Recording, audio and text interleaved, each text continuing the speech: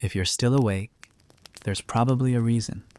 This is Boring History Nights, where history doesn't speak loudly, but long enough to hush the dark. You didn't come here for answers, maybe not even for sleep, maybe just to be somewhere soft. Here, the stories don't push, they float. The air doesn't move. Somewhere, a chair creaks, or maybe it's just your breath brushing the quiet. Dust lingers mid-fall, as if history paused. Whatever warmth you carried, it wouldn't have lasted the night. Let's not stretch this too fast. If something about this quiet spiral makes the night pass easier, you can subscribe, only if you'd want to hear the next one drift by. And if you're still awake, say where the night found you. I read them all, even the ones that just say, still here. Now let the dark stay dark. Let whatever follows arrive slowly, like it's always been here. You don't have to keep up. Just listen. This is Boring History Nights, and you're already inside it. You don't remember his face, not clearly. Maybe you saw it once, carved in hard stone, one of those Roman statues where the eyes are blank and the expression feels more like a mask than a memory. But that was after, long after, when he had become marble. Long before all that, there was just a boy, not a Roman boy, not truly, at least not in the way the city liked to define its own. He was born in Hispania, in Italica, far from the Tiber's slow murmur and the clamor of the Forum, a provincial, Latin, yes, but not Roman enough for some, at least not in the marrow. Marcus Ulpius Trajanus, a name that would someday echo like command. But not yet.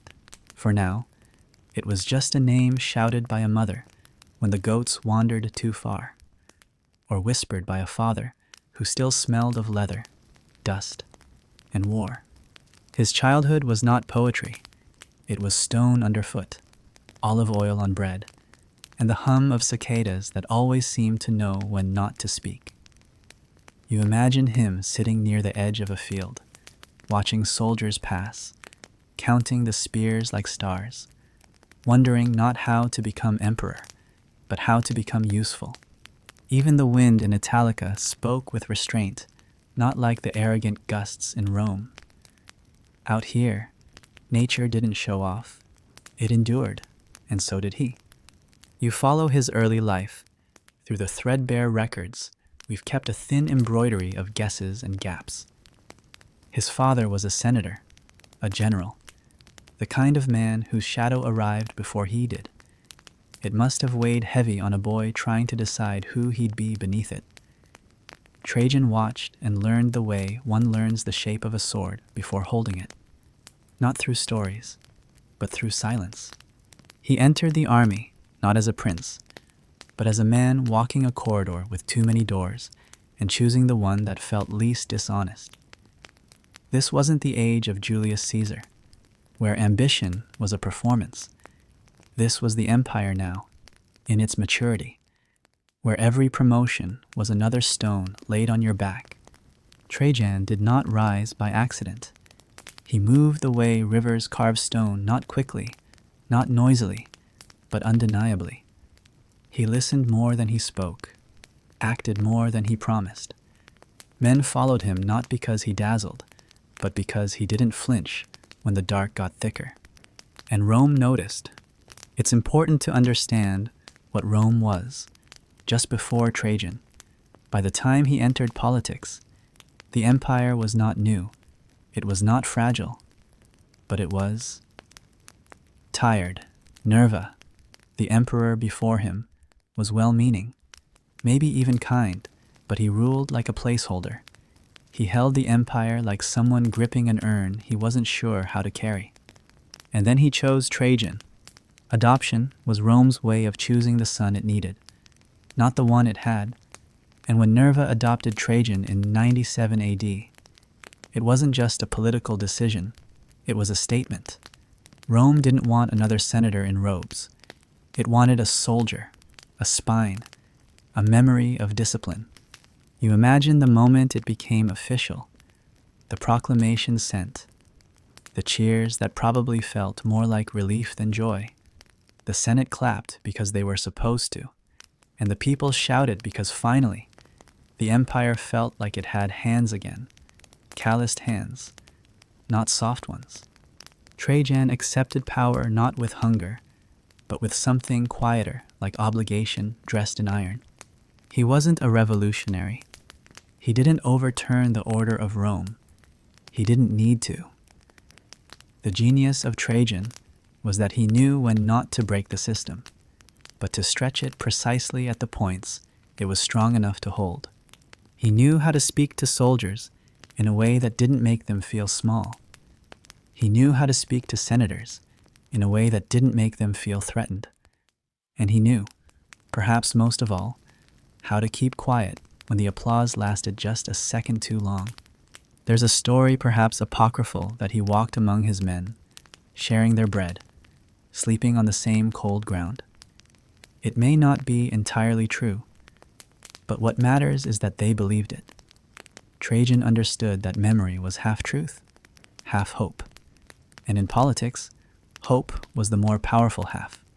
By the time he became emperor in 98 AD, Rome had been ruled by tyrants, philosophers, and ghosts. Trajan was different, not softer, but steadier. He was a kind of silence in motion, the kind that makes people look over their shoulders, not in fear, but in expectation. He didn't rush, he didn't burn, he expanded. And this is where the story begins to stretch. The Roman Empire under Trajan did not just grow in size, it grew in presence. You didn't need to see the legions to feel them. Roads extended like veins. Walls rose not to close, but to shape. It's said that under Trajan, the empire reached its greatest size. That maps swelled like lungs, preparing for a speech the world wasn't ready to hear. But more than size, what changed was confidence. Rome walked taller, not because it was younger, but because it remembered who it used to be. And so did Trajan. He didn't build an empire out of ambition. He maintained one out of duty and pushed its edges only when they could bear the weight. Still, the cracks were there. You couldn't see them yet. Not in the streets, not in the laws, but perhaps in the eyes of the people who had started to forget what peace without war looked like. A generation born under expansion may begin to mistake growth for health, but Trajan knew better. A soldier always does. He would take the empire further, into Dacia, across the Danube, eventually toward the Parthians. But tonight, you're still standing in Italica, under olive branches, watching a boy who hasn't yet lifted the empire, only the expectations of it. The stars don't move, the wind stays put, and yet you feel something shift. Maybe it's history tightening a shoelace, or maybe it's just the sound of silence preparing to march. You begin to see how the weight settled on his shoulders, long before the laurel ever touched his brow. This was not a boy raised with flattery at court, nor a youth taught to rehearse his power with words and ribbons. He learned rank not in marble halls, but in cold camps and dust-covered trenches. The Roman Empire under Trajan was not the product of one man's ambition. It was the consequence of a life spent listening, waiting, and acting only when silence had done all it could. In those early years of service, there was no prophecy, no chorus of fate humming in the background, just orders, just men, tired and cautious, watching how this Spaniard would carry himself when no one was looking. And he did carry himself, not with show, but with precision. There was something about him that seemed built not to impress, but to endure. His back was straight because he had spent too many nights with armor pressed against his spine.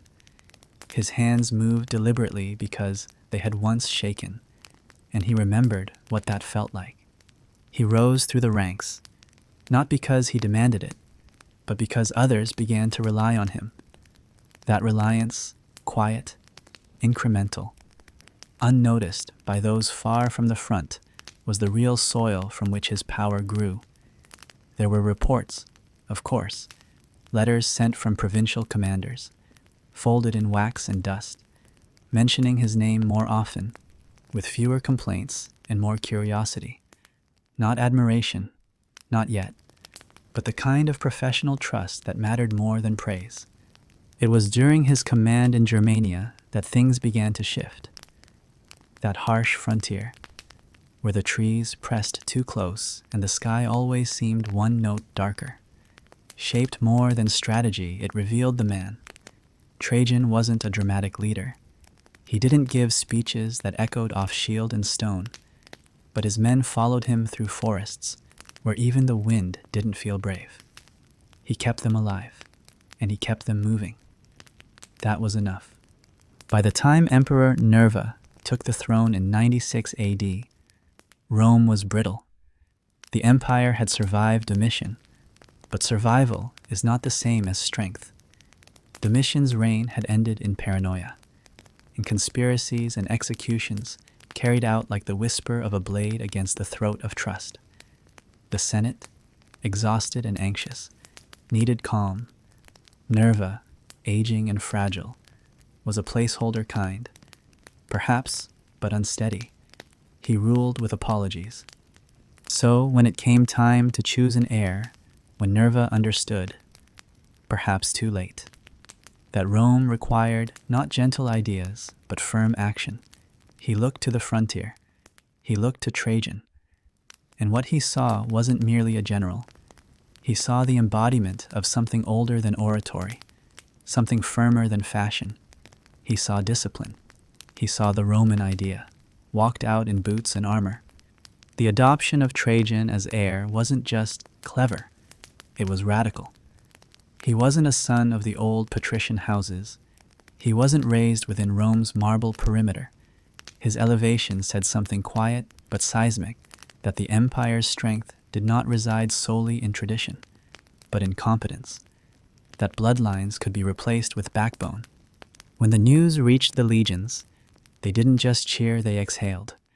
Trajan was theirs. He had bled beside them, cursed the same cold, eaten the same stale bread beneath the same sullen moons, and now he would be emperor. You wonder what he thought. The moment he heard, perhaps he stood still, perhaps he closed his eyes, perhaps nothing moved at all, except something inside like a slow hinge in an old wooden door, opening quietly to the future. When Nerva died the following year, in 98, Trajan did not rush to Rome.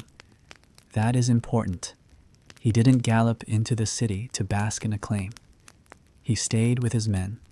He secured the Rhine. He ensured that order held. Only then, only after confirming that the outer shell of the empire would not crack, did he allow himself to walk toward the center.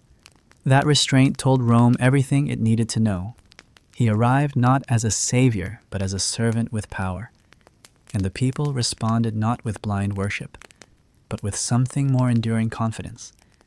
There was the sense that perhaps, at last, the empire was being held by someone whose grip was firm, not because he craved it, but because he had trained for it without knowing.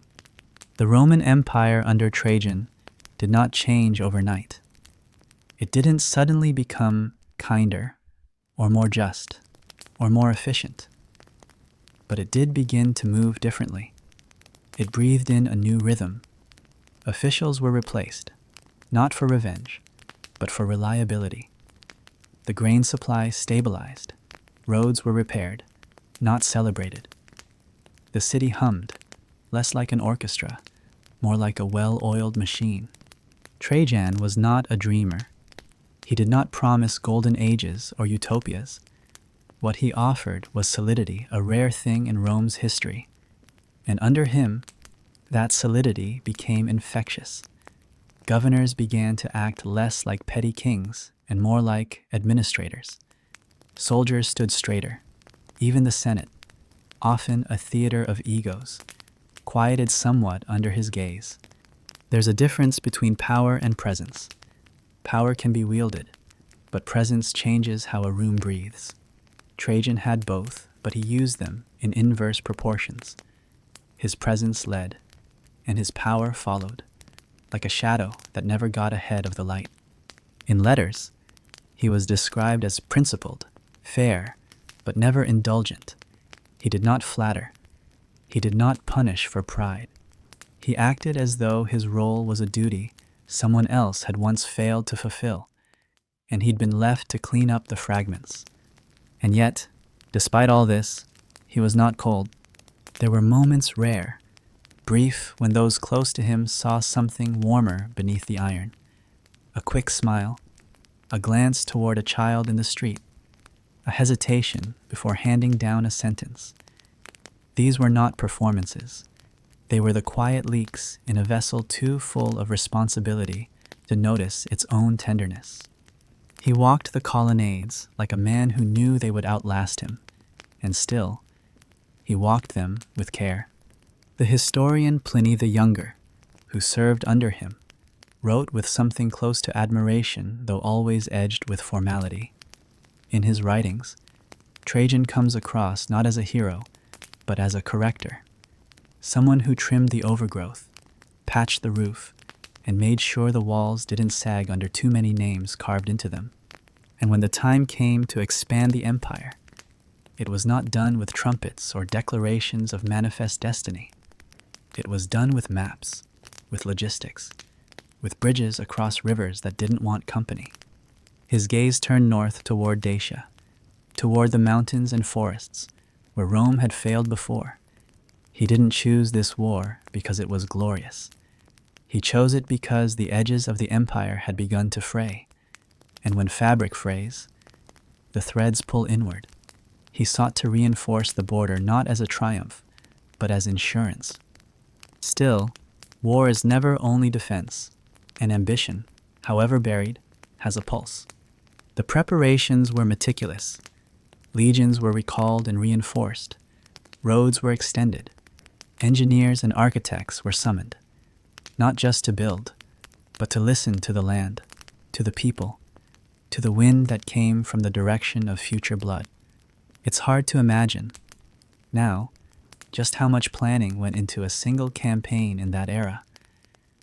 The Roman Empire under Trajan did not move like a beast, it moved like a series of connected muscles, each twitch guided by intention. And he was the brain behind that motion, not impulsive, but calculated, not reckless, but resolved. Dacia would not fall easily. It would take years, and more than one invasion, but Trajan was not in a hurry. He moved as if time itself could be made to obey. And yet, you sense it. Beneath the strategy, beneath the discipline, there was pride. Not vanity, but the kind of pride that comes from knowing you were the right man, in the right moment, doing the work that someone had to do. He didn't speak often of legacy, but he left it in how he walked and where he placed the next stone. What Trajan received was not a blank canvas, nor a thriving garden, nor even a crumbling ruin. It was something more delicate, more dangerous, a carefully arranged structure held together by habit, fear, and the faintest memory of glory. The Roman Empire under Trajan had endured too much to be innocent, but not enough to be free of illusions. When Nerva passed him the crown in 98 AD, he passed something more fragile than power momentum. Rome had always been proud of its continuity, of its ability to endure civil wars, inept emperors, famines, and whispers of betrayal in marbled hallways. But under Nerva, even the illusion of strength had grown pale. The people respected him, yes, but more in the way one respects a kindly grandfather who shouldn't be asked to lift anything too heavy. He ruled from the center, but his grip barely extended to the provinces. And in those borderlands where Roman influence bled out into foreign tongues and cold forests, discontent was more than a rumor. It was a temperature drop, slow and steady, felt by every outpost and forgotten general left waiting for orders that never came. When Trajan stepped into this role, he didn't do so with speeches or grand proclamations. He simply showed up calm, deliberate, already wearing the burden like a second cloak. It didn't matter that he had no children, no dynastic claim, no golden lineage back to Augustus or Caesar. What mattered was that he arrived with a soldier's presence and a silence that said, "We begin again, but we do not start over." Rome itself, the city at the heart of the empire, was still a place of magnificence and contradiction. The temples gleamed with imported marble. The markets overflowed with perfumes from Arabia, grain from Egypt, silks that had once danced along the edges of Chinese looms. But just beyond the colonnades, poverty whispered under every archway. The aqueducts still carried water, yes, but not always clean. The senators still spoke in the curia, but fewer listened with hope. The administrative core of the empire had grown bloated under previous reigns. Bureaucrats multiplied faster than solutions. There were too many men whose jobs involved managing the confusion their colleagues had created. Trajan did not seek to gut the system. He wasn't a revolutionary, but he did begin to thin it with the same efficiency he had used in military command. Those who no longer served purpose were quietly dismissed. Those who had value but lacked clarity were reassigned, trained, reminded what Rome had once expected. And in the provinces, that was where the true challenge lay. To inherit Rome was to inherit its distances. From the Hadrianic frontier in Britannia to the sunburned ridges of Judea. The empire spanned languages, climates, superstitions, and rebellions dressed as taxes.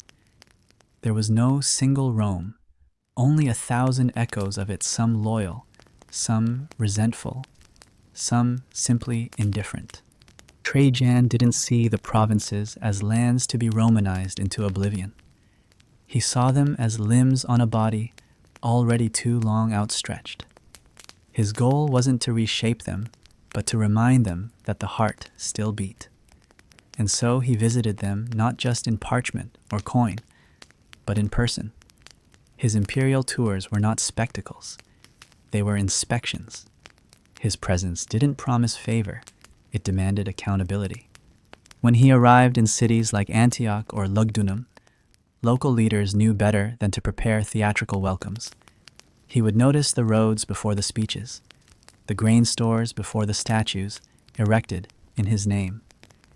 He had little tolerance for flattery, but he respected competence. That distinction changed how the provinces behaved. Governors began to fix things not to impress, but to avoid being dismissed. It was during these early years of his reign that Trajan also began laying the groundwork for Rome's quiet rejuvenation. He did not promise renewal.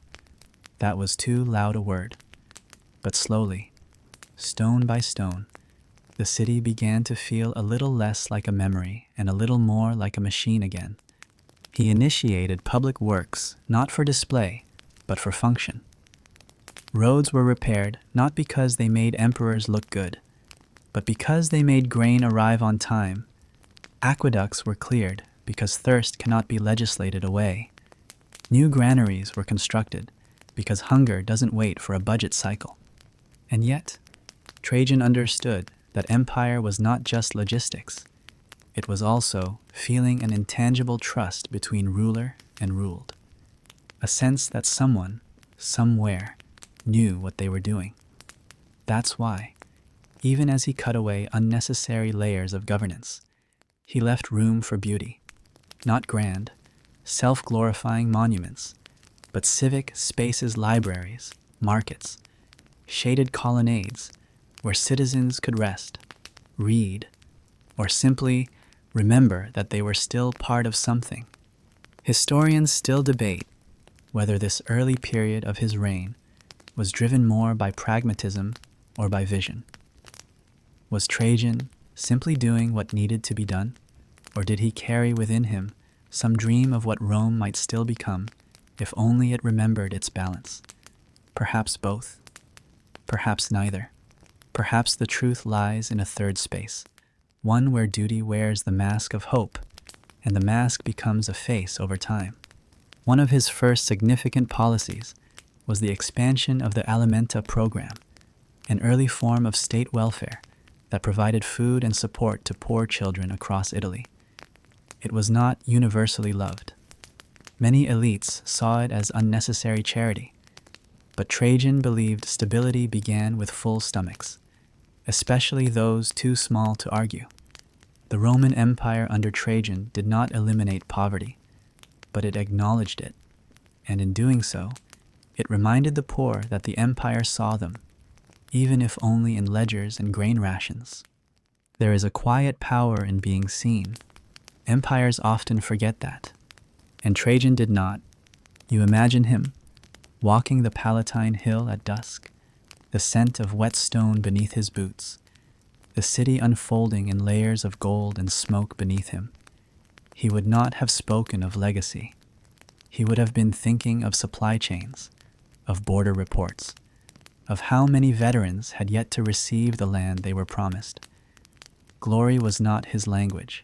Accountability was. Yet beneath that precision, there was something else.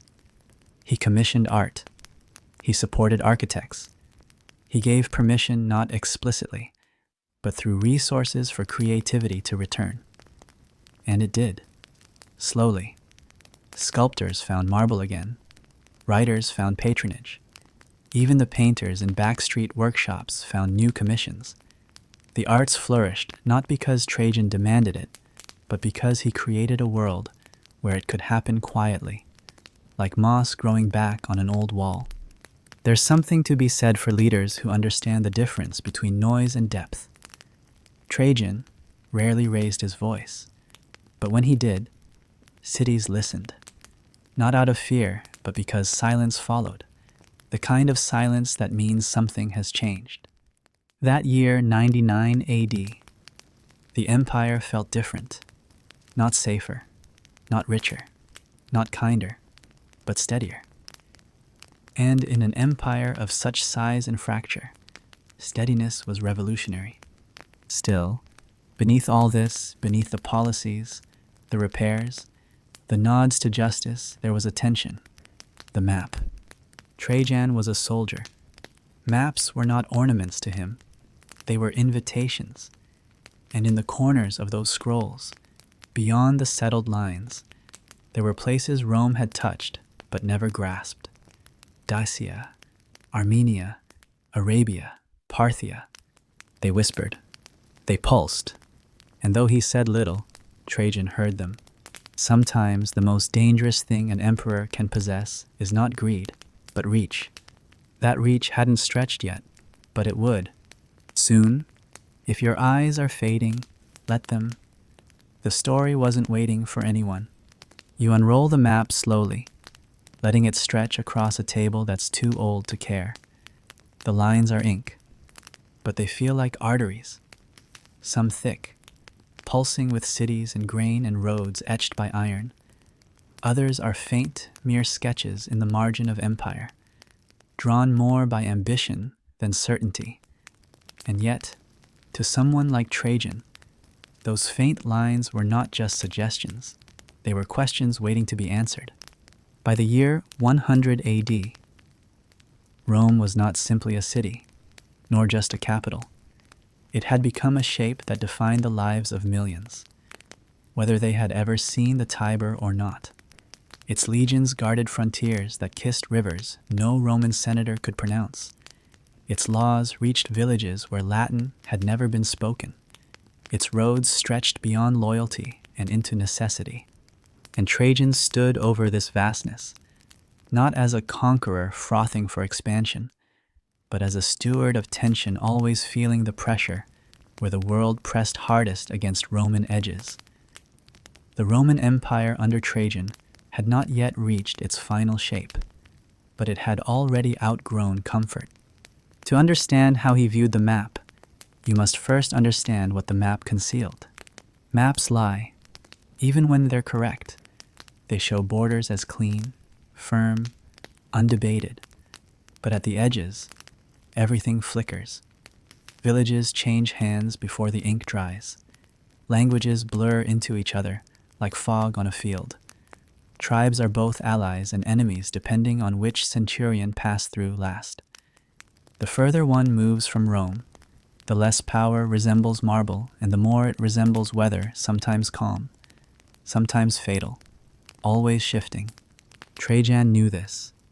It wasn't theory to him. He had marched through forests where paths were barely more than memory. He had seen outposts where discipline came not from policy, but from the collective will of men who had long since stopped waiting for orders from the capital. The empire's limits were not drawn by rulers, but by resilience. Still, there was logic in Rome's geometry. Expansion wasn't always aggression. Sometimes, it was survival wearing a cleaner tunic. The Danube frontier had always been unstable. The Dacians, led by King Decebalus, had not only resisted Roman incursions in the past, they had humiliated them. Domitian, Trajan's predecessor's predecessor, had suffered defeats that cost not only lives, but dignity. Rome had made peace, yes, but it was the kind of peace that tasted like iron and compromise. Decebalus had been recognized as a client king, paid tribute, given legitimacy, but everyone knew it wouldn't last. Trajan didn't begin his reign with drums of war. He began it with silence and observation. He waited. He allowed the empire to breathe. But in that breathing, he listened, and what he heard was unrest, festering just beneath the surface of treaties and negotiated calm. By 101 AD, the pressure could no longer be held. Dacia was not simply a threat. It was an opportunity, strategically placed, resource-rich, and dangerous in the hands of someone like Decebalus. It loomed like a shadow too near the flame. And so Trajan prepared, not loudly, not suddenly, but with a precision that made it feel inevitable. His military preparations were methodical, almost surgical. Roads were laid to move legions quickly. Supply chains were secured before swords were drawn. Forts were reinforced. Engineers were summoned, not merely to build, but to imagine how terrain could become advantage. And above all, bridges were dreamed into being not only of wood and stone, but of strategy and timing. War, when it came, did not arrive like thunder. It arrived like architecture. You see him on the banks of the Danube, not in gleaming armor, but in weather-worn gear, his hands behind his back, eyes scanning the far shore like a man reading a code he almost understands.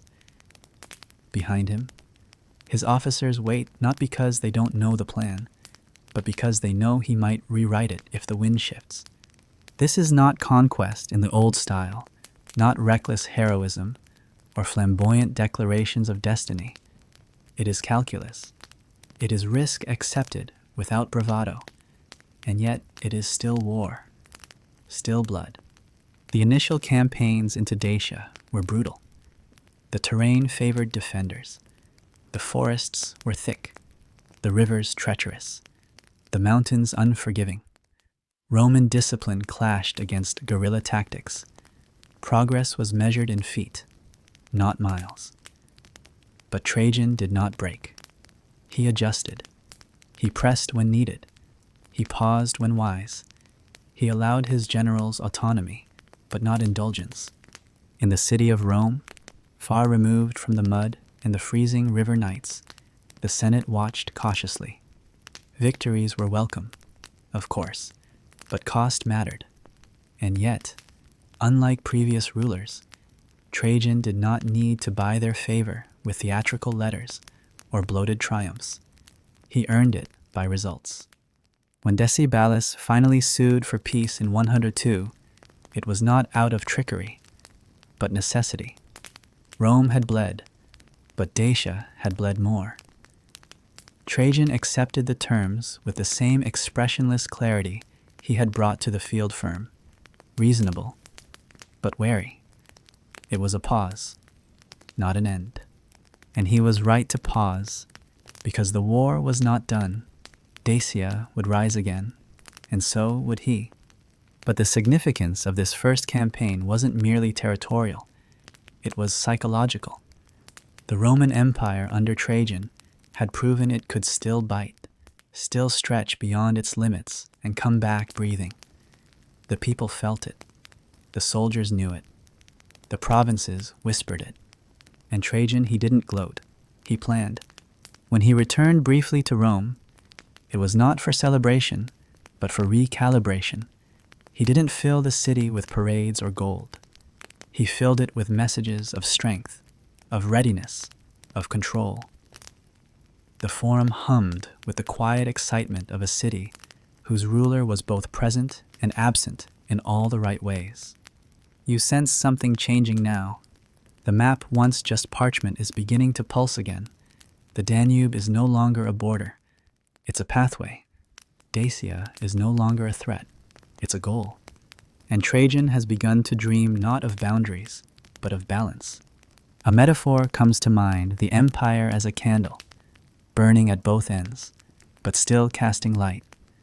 The more it grows, the faster it consumes. But to those near the center, the warmth feels like permanence.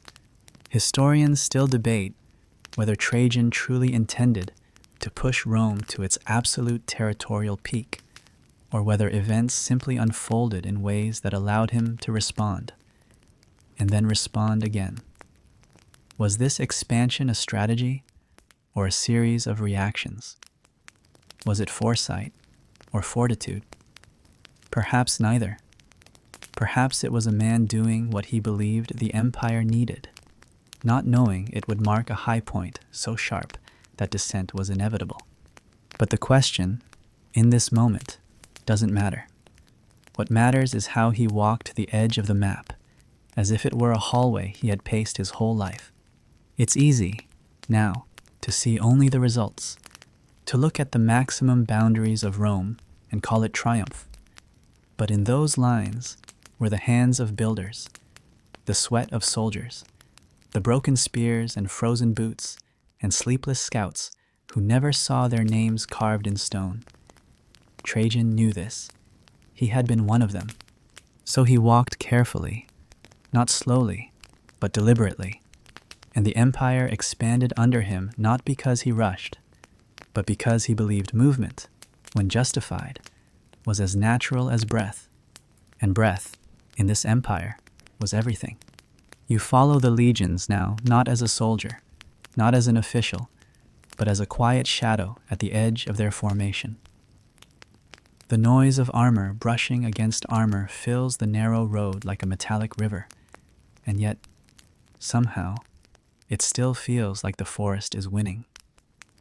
These trees aren't Roman. They don't bow to laws. Their branches twist in defiance, thick with leaves that whisper in a tongue older than Latin. This is Dacia raw, stubborn, and unwilling to forget that it never asked Rome to arrive. The Roman Empire under Trajan was already wide, already loud in its confidence. But Dacia was different. It wasn't just another province to be annexed, another colored patch added to the imperial tapestry. It was personal. Rome had failed here before, and failure, though buried beneath layers of coin and politics, still stung when touched. Trajan didn't speak of vengeance. He spoke of stability, of duty, of protecting the Danube frontier. But even the most disciplined silence carries an undertone. He had come to finish what others had started, to succeed where predecessors had stumbled, to reshape not only a border, but a memory. The campaign of 101 AD began with cold calculation. Nothing Trajan did was impulsive. His troops did not march for glory. They marched to secure Rome's pulse, where it had once skipped. The road from Moesia into Dacia was no gentle incline. It was terrain meant to break ankles and confidence. Forests narrowed into choke points. Hills rolled into traps. Rivers cut through progress like open wounds. And yet, step by step, the legions advanced. He led from the front, not because he had something to prove, but because it was how he had always moved. Trajan was not a voice that barked from behind. He was a presence that stood beside. His men didn't cheer him in song. They trusted him in silence, and that trust carried more weight than brass fanfare ever could. Each battle in this first campaign felt like a page torn from a book too stubborn to stay bound. The Dacians were not amateurs. They weren't disorganized tribes flailing in fear of Roman formations. They were tacticians, bold and brutal, masters of terrain and surprise. Decebalus, their king, wasn't merely defending land, he was defending the illusion that Rome could still be resisted. The first significant engagement came near Tapai, where a pass bottlenecked into a natural amphitheater of violence. Rain had turned the soil into a paste that grabbed at boots and refused to let go. The Dacians attacked from higher ground, screaming not in panic but precision. Roman shields clashed into place. The front lines held. Spears were snapped, not dropped. And when the dust settled, Rome still stood, but not untouched. They bled for every yard, every cry of victory drowned by the ache of the fallen. Trajan did not rejoice. He inspected wounds. He asked for casualty lists, not to plan ceremonies, but to plan logistics. A dead man doesn't dig a road or carry grain. Loss wasn't poetry. It was subtraction. And he hated math that didn't add up. Supply chains mattered more than stories. The Roman Empire under Trajan didn't survive on myth. It survived on timing, steel, and the knowledge that an empire stretched too thin was an empire begging to tear. So as his legions moved deeper into Dacia, he didn't just bring soldiers. He brought engineers. He brought surveyors. He brought men who could build while others bled. Roads appeared where there had only been deer paths. Forts rose like stone punctuation across the wilderness. Bridges kissed rivers previously untamed. And always, the forest pressed closer. You begin to feel it, the dissonance. Rome is the master of order. Its cities are grids. Its laws are scrolls. Its streets are carved into obedience. But here, in Dacia, nature doesn't play along. The wind doesn't respect roads. The hills do not welcome steps. Everything resists. And yet, there is beauty in that resistance. The trees stand like priests of an older world, one uninterested in marble or eagles. You wonder if the soldiers saw it too, not as enemies, but as guardians. Every branch that snapped beneath their boots echoed louder than a trumpet. The forest didn't scream. It watched. Then came the winter. No campaign ever truly plans for it. No matter how many charts are drawn, snow blanketed everything, not in softness, but in warning. Food froze before it could be served. Fires turned to smoke before they turned to heat. Horses slipped. Men slipped harder. And through it all, the Dacians waited. Guerrilla strikes began. Not full battles, just sharp. Quiet ambushes in places Rome thought were safe. Arrows whispered from trees. Stones fell from ridges. Men died without the dignity of drawing swords. Morale didn't collapse, but it bent. Trajan adapted. Patrols were doubled. Camps were reinforced with trenches and traps. Every outpost became a fortress in miniature. But something else changed, too. The soldiers stopped cursing the cold.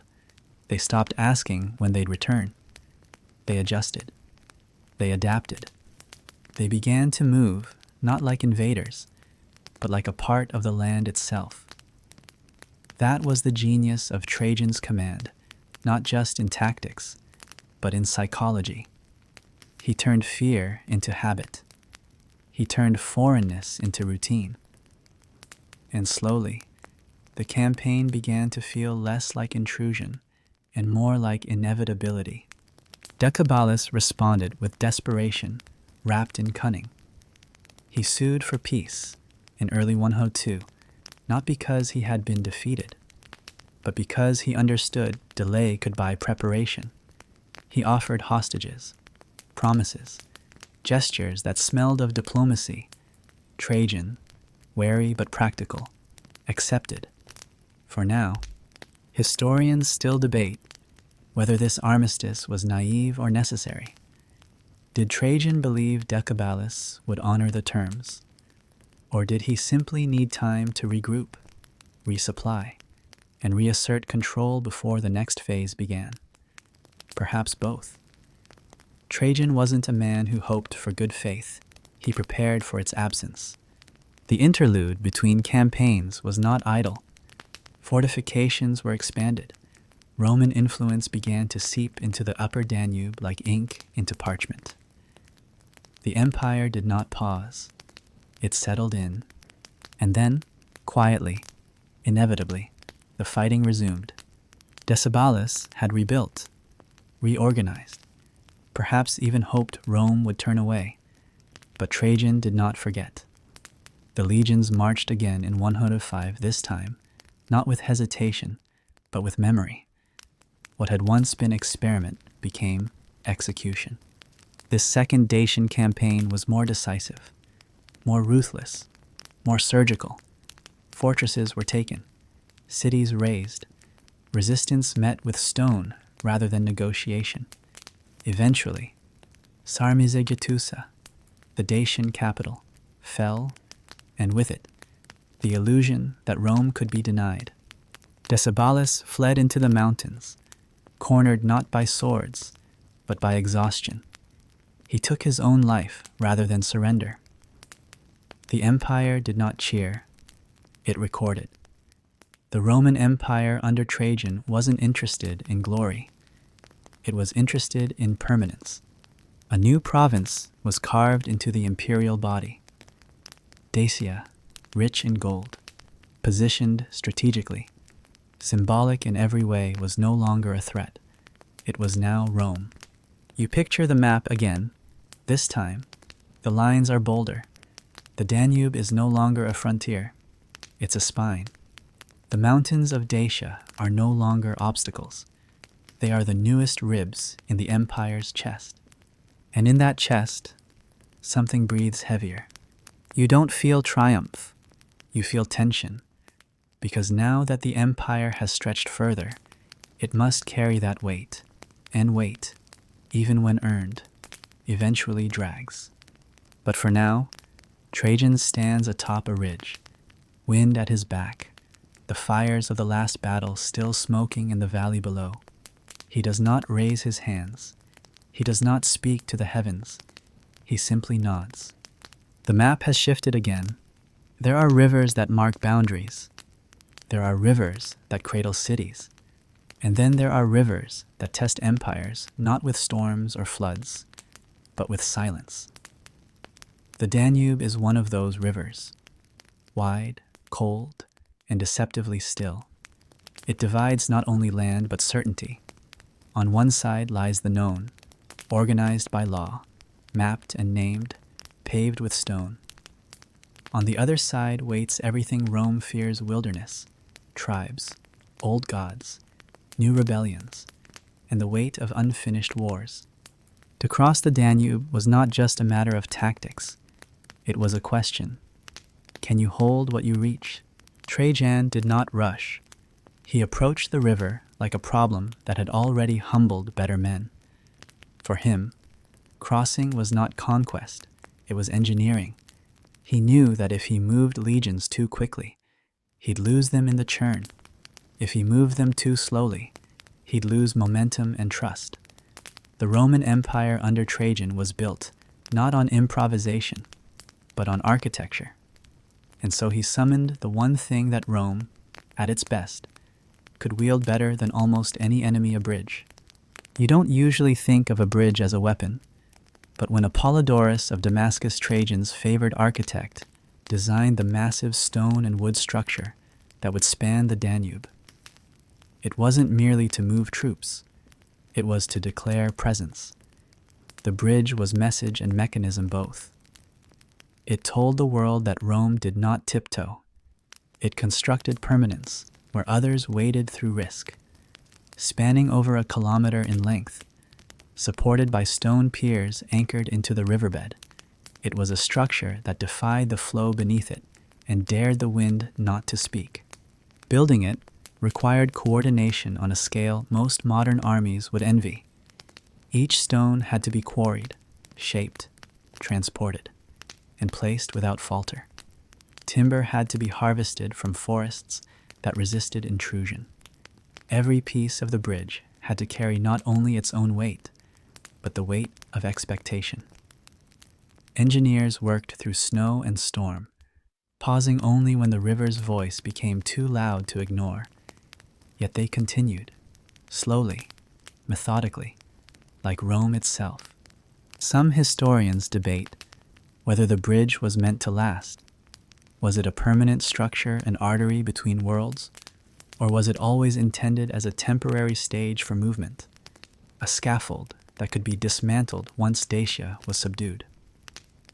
There is evidence for both interpretations. What cannot be debated is what the bridge did in the minds of those who saw it rise. For the Roman soldiers who marched across, it was a reminder that they were part of something vast and deliberate. For the Dacians who saw it from afar, it was an omen not of immediate danger, but of inevitable arrival.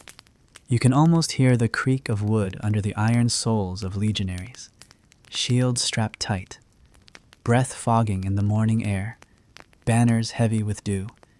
There is no speech, no anthem, only the sound of forward motion, of men walking into uncertainty with the calm of those who have memorized discipline.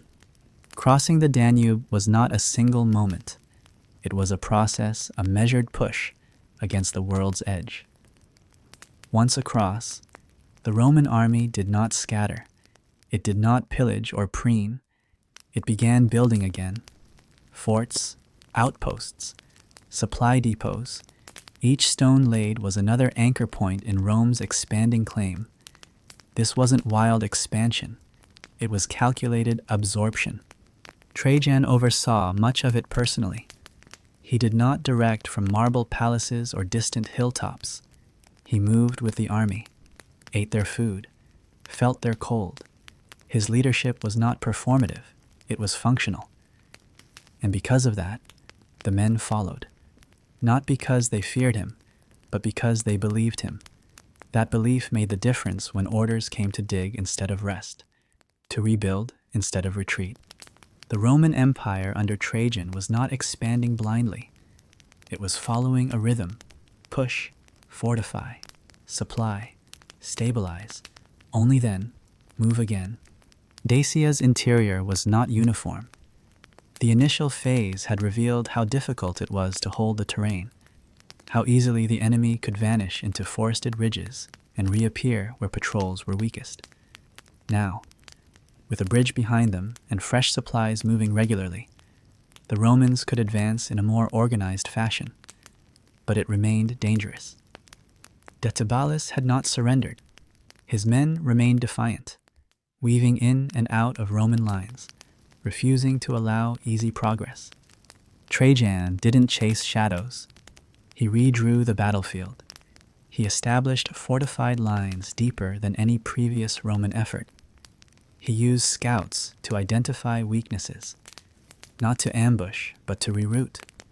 He treated the terrain as a partner to be negotiated with, not dominated. Slowly, methodically, he pushed forward. It was during this phase that the Roman road system extended further into Dacia than ever before. These weren't temporary tracks trodden by boots. These were structured roads, laid with gravel, bordered by milestones, protected by watchtowers. They were arteries for empire, built to last longer than memory. And in a way, they have. Some of those routes still exist today, their foundations buried beneath centuries of dirt and change. Each road told a story: we were here, we meant to stay. And yet, presence is not the same as peace. Every mile gained came at a cost men lost to ambushes, sickness that spread in camps not yet finished, cold that took fingers before dawn could bring warmth. The forest offered no kindness. It watched, as always. Still, the bridge held. Supplies flowed. Reinforcements arrived. Rome, through Trajan, was not just surviving in Dacia, it was setting roots. But what does it mean to root an empire in soil that refuses to soften? That question lingered in every campfire conversation, every murmured report sent back to Rome.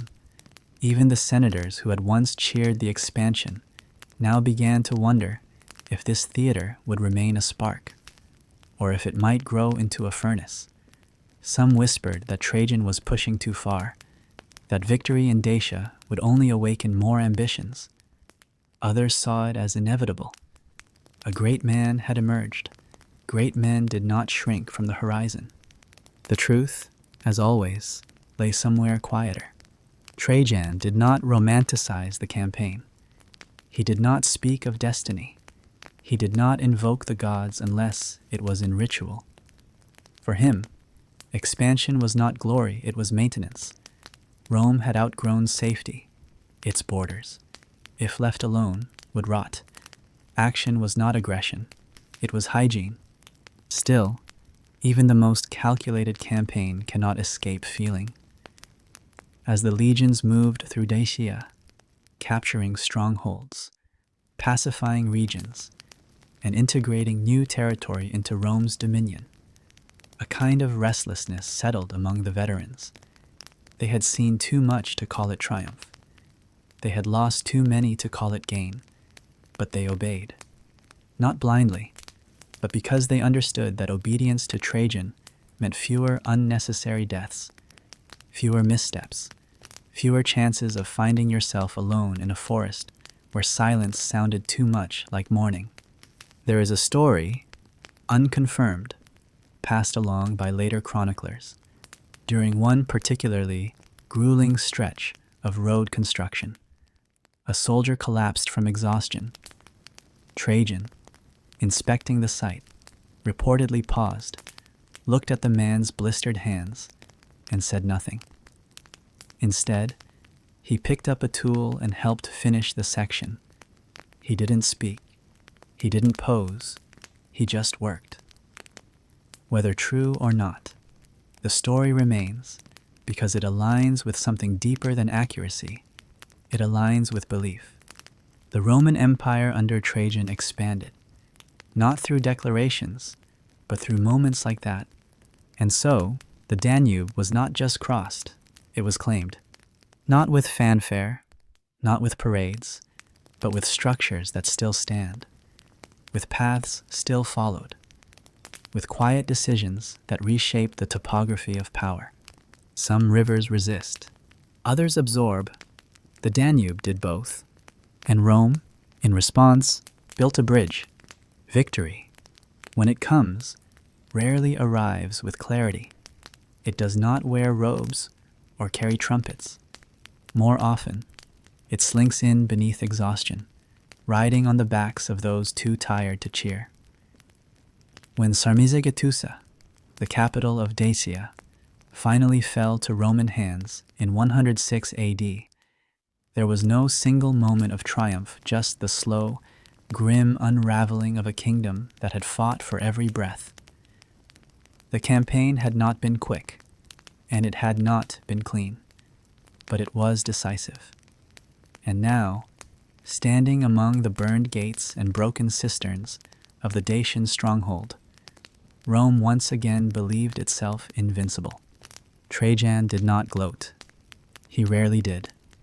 He walked among the ruins with the same steady gait he had used to cross the Danube, the same narrowed gaze he had worn while listening to casualty reports and studying terrain maps by lamplight. The Roman Empire under Trajan did not celebrate its victories with abandon. It recorded them. It cataloged them. It learned from them, and then it began the slow, deliberate process of transforming war into structure. Dacia, however, was not so easily tamed. Even as Roman engineers began laying out new cities, carving fresh roads into hostile hills, and constructing the bureaucratic skeleton of a new province. The land itself refused to be silent. The soil still held the blood of Dacians. The trees still leaned in unfamiliar ways. And the mountains, the Carpathians, jagged and shadowed, watched with the timeless disdain of things that had seen too many empires come and go. Trajan understood this tension. He did not expect gratitude from the conquered, nor loyalty from those who had lost everything but their anger. What he sought was predictability. Dacia could seethe, but it must do so in a way Rome could measure and contain. His solution, as always, was infrastructure.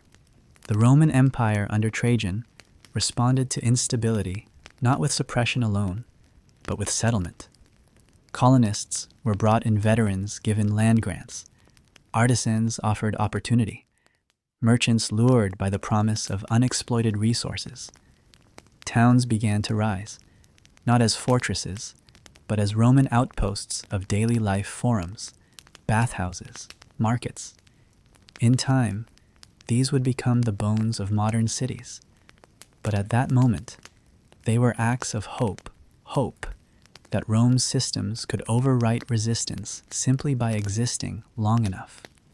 And yet, even as the empire dug into the soil, it remained uneasy. Dacia had not been a distant frontier like Britannia or a predictable buffer like Gaul. It had been a kingdom organized, defiant, and deeply rooted in its landscape. The Dacians hadn't fought as fragments, but as a people. Their resistance wasn't scattered, it was strategic. Their surrender wasn't full, it was inevitable. Decebalus, their king, had chosen death over humiliation. Cornered in the mountains, knowing capture would be worse than execution. He fell on his own sword. His head was taken to Trajan, perhaps as proof, perhaps as warning. Some sources say it was paraded through Rome. Others suggest it was buried without spectacle. Either way, it did not sing. It simply ended. But the land did not forget him. In valleys once echoing with battle cries, whispers remained. Some locals refused to adopt Roman dress. Others fled deeper into the mountains, beyond the reach of governors and tax collectors. A few adapted, outwardly compliant, but inwardly waiting for what they could not say. Trajan was not naive. He didn't believe in absolute conquest. He believed in endurance. And so, while statues were raised and coins minted to commemorate the conquest of Dacia, his real focus remained on systems. Roads were expanded. The frontier was redrawn, fortified with a meticulous network of watchtowers and patrol paths. Trade routes were secured not only for wealth, but for the quiet integration of culture. Latin seeped in, along with Roman gods, legal customs, and architectural patterns. Still, beneath all that, beneath the triumphal arches and the legionary camps, turned neighborhoods there pulsed an unease. The Roman Empire under Trajan had won. Yes, but it had also taken on a new responsibility. For every victory carved into Trajan's column back in Rome, there was a village in Dacia where children no longer spoke their mother's tongue aloud. And that silence matters, because silence in empire is never empty. It is filled with what cannot be said. Trajan's solution, again, was scale. He understood that only by overwhelming the landscape politically, economically, spiritually could Rome maintain its grip. And so, Dacia became more than a prize. It became a test. Could Rome transform resistance into routine? Could it replace memory with bureaucracy? The answer was unclear. What was clear, however, was that Trajan never stopped watching. Even after returning to Rome, even after presiding over festivals and triumphs and senatorial debates filled with praise, his thoughts remained northward, not because he feared a return of Dacian rebellion, but because he knew that holding territory was always harder than taking it. Back in Rome, the impact of the victory was felt in other ways. First, there was the wealth. Dacia's mines were legendary, especially its gold. The influx of precious metals into the imperial treasury allowed Trajan to fund a range of public projects that would define his reign: aqueducts, harbors, temples, and the sprawling Trajan's Forum. These weren't mere vanity projects. They were investments in civic pride and functionality, symbols of a Rome that still believed in itself. Second, there was the message. The conquest of Dacia proved that Rome was not in decline. Not yet. Despite the whispers of overstretch, despite the rumblings of economic strain and cultural fragmentation, the empire could still expand. It could still absorb. It could still shape. And yet somewhere in the cracks of that expansion, there was a sliver of doubt. Because maps don't just grow, they harden. Every new border becomes a new edge to defend. Every conquered people becomes a variable in the calculus of control. Every road is also a risk. Historians still debate whether Trajan saw this, whether he understood that Dacia's conquest marked both a climax and a threshold. Some argue he believed the empire could keep expanding into Arabia, into Parthia, into lands where even Roman scouts feared to tread. Others suggest he recognized the cost and saw Dacia as the final sustainable extension. What we know is this: Trajan did not stop moving. Even after Dacia fell, he continued to walk forward toward new territories, new frontiers, new challenges. He couldn't remain still, perhaps because stillness, for someone like him, felt too much like waiting for collapse. The Roman Empire under Trajan had grown, but had it grown stronger? That, too, remains unanswered, because strength in empire is not just about reach, it is about cohesion. And Dacia, for all its strategic and economic value, remained a place of fractures. Fractures beneath the roads, beneath the Roman villas hastily constructed atop old tribal grounds, beneath the Latin inscriptions carved over names long forgotten. You imagine standing there now, on a Dacian hill overlooking one of those new Roman towns. The streets are straight, the forums busy, the soldiers relaxed. But in the forest behind you, something breathes. Not a person, not even a beast, just a memory. Old, wounded, but awake. And you wonder if Trajan ever heard it. If none of this is making sense anymore, you're exactly where you should be. Back in Rome, the marble waited. It had been quarried long before the last Dacian hill surrendered, long before Decebalus took his final breath, long before the fire smoldered inside the hushed ruins of Sarmizegetusa.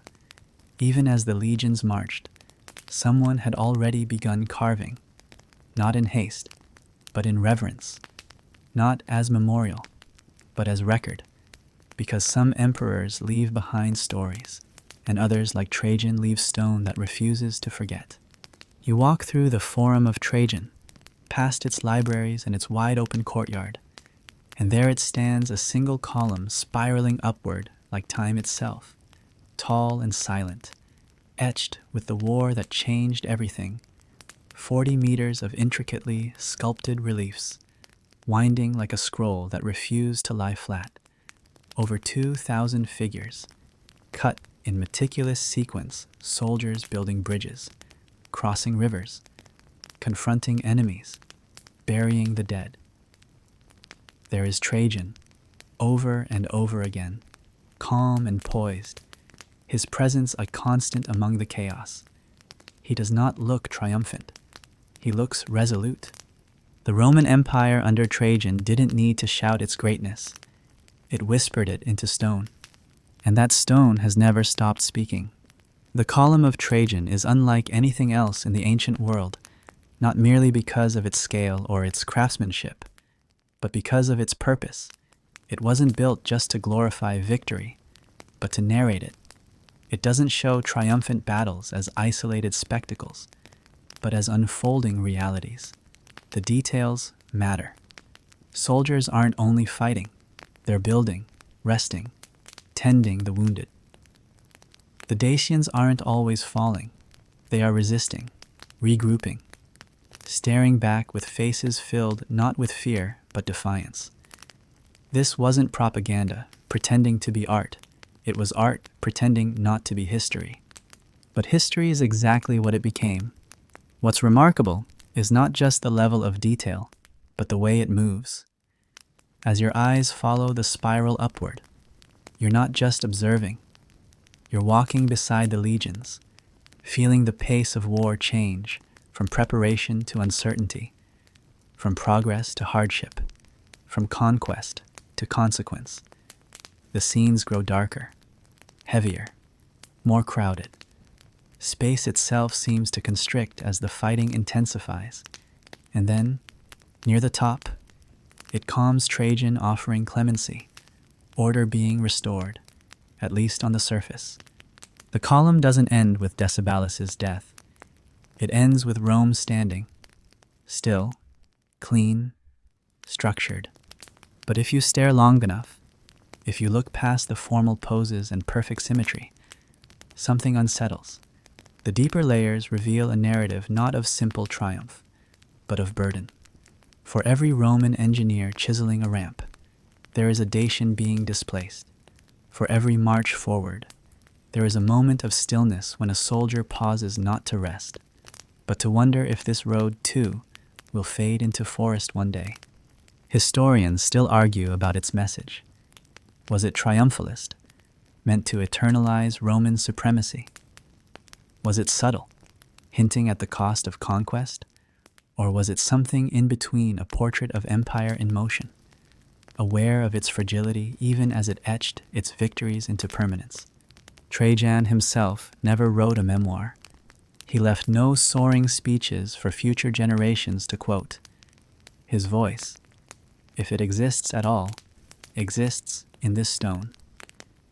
And even then, he says nothing. He lets the images speak. That choice, intentional or not, reveals something rare in a man with absolute power. Restraint. He could have commanded artists to depict him larger than life, bathed in divine light, striking down barbarian hordes with a single gesture. Others had done so.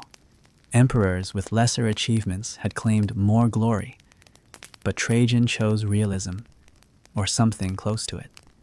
And in doing so, he allowed the column to become more than monument.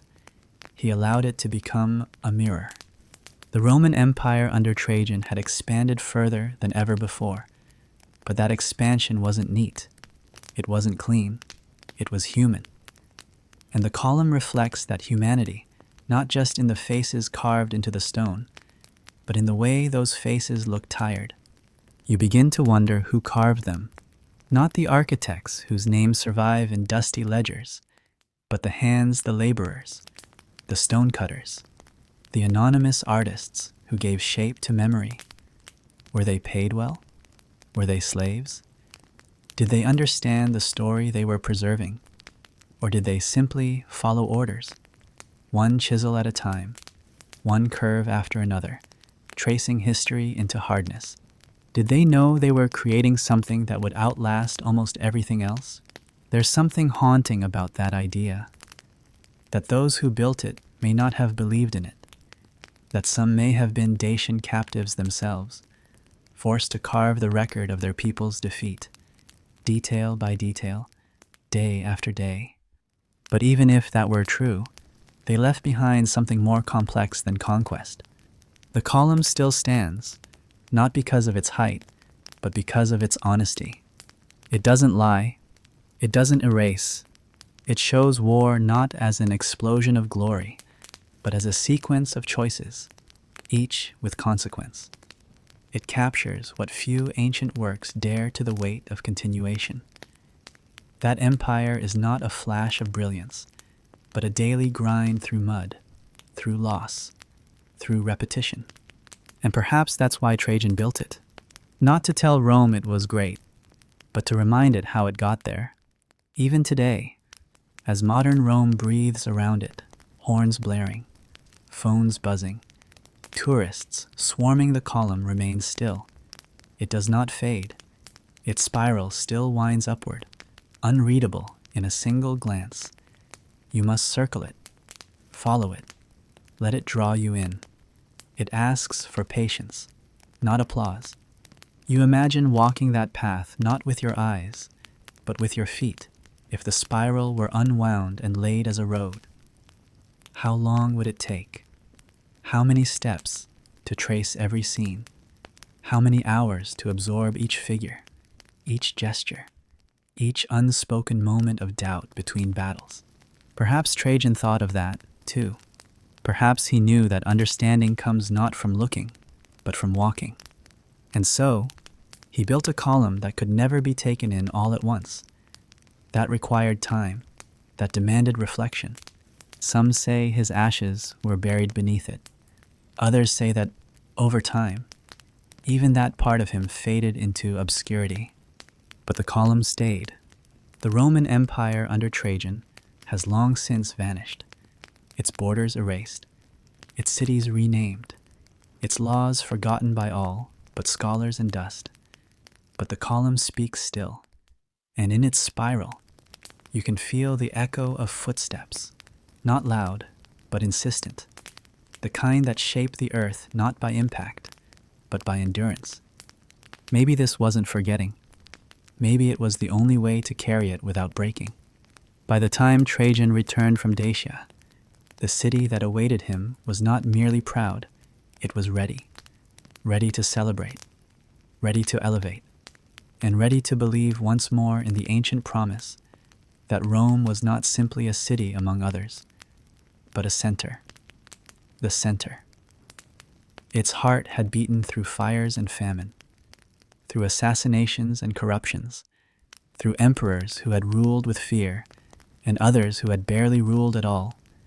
But now, under Trajan, something shifted. Not radically, not dramatically, but meaningfully.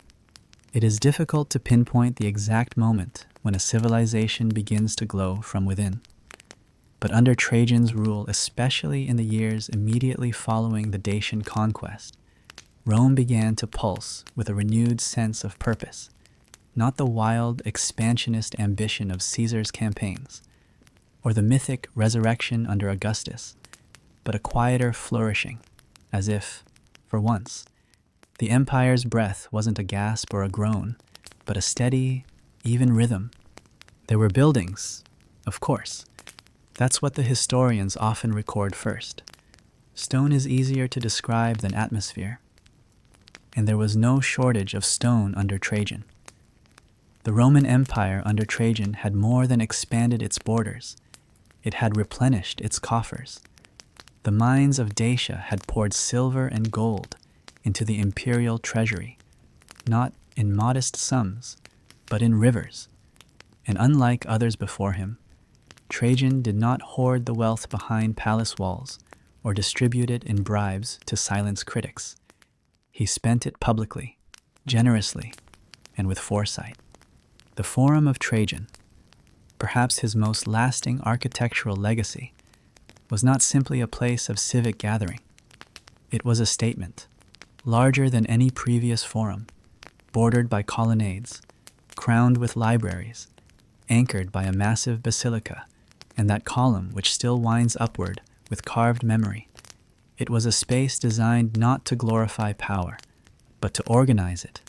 It brought together legislation, history, learning, worship, and ritual into a single unified breath. Even Hadrian, his eventual successor, was said to stand in awe of its scale and vision. But architecture is only the husk. What matters more is what filled it. The city buzzed not with novelty, but with a kind of civil confidence. Grain arrived on time. Water flowed cleanly through aqueducts. The poor, though never erased, were seen, and in some cases, aided through renewed alimenta programs. Children orphaned or impoverished found bread and shelter not from charity alone, but from state programs quietly administered, funded by Dacia's gold. The streets, once uneven and choked by haphazard stalls, were organized. Markets became spaces of exchange rather than desperation.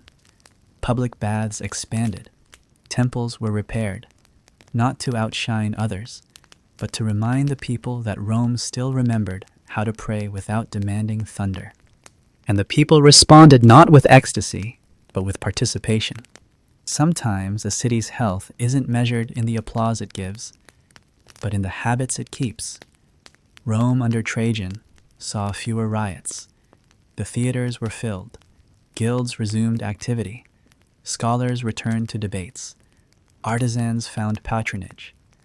The middle spaces, the ones too often crushed between the elite and the desperate, flourished just enough to breathe again. And what of the emperor himself? He did not vanish into opulence. He walked the city, not every day, not always without guard, but enough to be seen, enough to be present.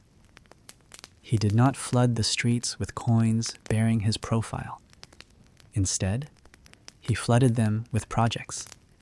The people did not shout his name in choreographed festivals. They whispered it in grain lines, on building sites, in whispered praise for an aqueduct that had been restored without delay. The Roman Empire under Trajan didn't shout, it hummed. And that hum was stability. Still, beneath this golden calm, there was an awareness, however faint, that something so large, so intricate, so interconnected, could not remain untouched by the weight of its own complexity. Trajan knew this. He didn't speak of decline, but he did speak often of duty. He wrote letters, not proclamations, to governors, asking for updates on infrastructure, on tax collection, on justice being served or delayed. He reformed the courts, streamlined the bureaucracies, not with sweeping decrees, but with the slow erosion of inefficiency. The emperor, who had once marched into Dacia with a sword, now marched through parchment edicts, letters, decisions, careful reminders that Rome was not a machine that could run without tending. But Rome, despite all efforts, was still Rome, and it remained a place of contradictions. Luxury bloomed alongside poverty. Philosophers walked past beggars without offering coins. Senators congratulated themselves on moderation while dining with excess. The balance between spectacle and substance remained as delicate as ever. Gladiatorial games, though tempered under Trajan, still drew crowds. Executions still punctuated festival days. The Colosseum roared not only with lions, but with approval. Yet even here, even in the blood-drenched arenas, there was something slightly altered. Trajan imposed regulations. Fewer games were funded through personal bribes or political desperation. Fewer slaves were slaughtered without reason, not because the emperor detested violence, but because he understood spectacle was not strength. Rome's pride could not rely on illusion. He walked a line that few before him had dared align between discipline and generosity, between assertion and humility. He was, according to Pliny the Younger, the optimist princeps, the best ruler.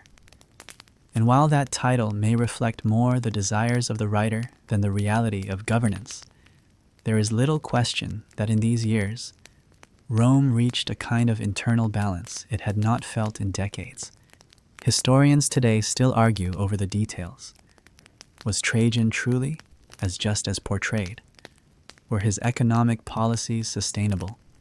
Did his public works generate long-term prosperity or simply mask deeper fractures? Those debates matter, but only in daylight. Not here. Not now. Because tonight, you aren't reading reports. You aren't counting coin or cross-referencing supply logs. You're walking Rome in bloom. The streets are lit by oil lamps swaying in the warm breeze. A baker opens his shutters to let out the scent of tomorrow's loaves. A patrol passes, not in alarm, but in ritual, Somewhere near the forum, a child repeats a phrase she learned today: Senatus Populusque Romanus, the Senate, and the people of Rome.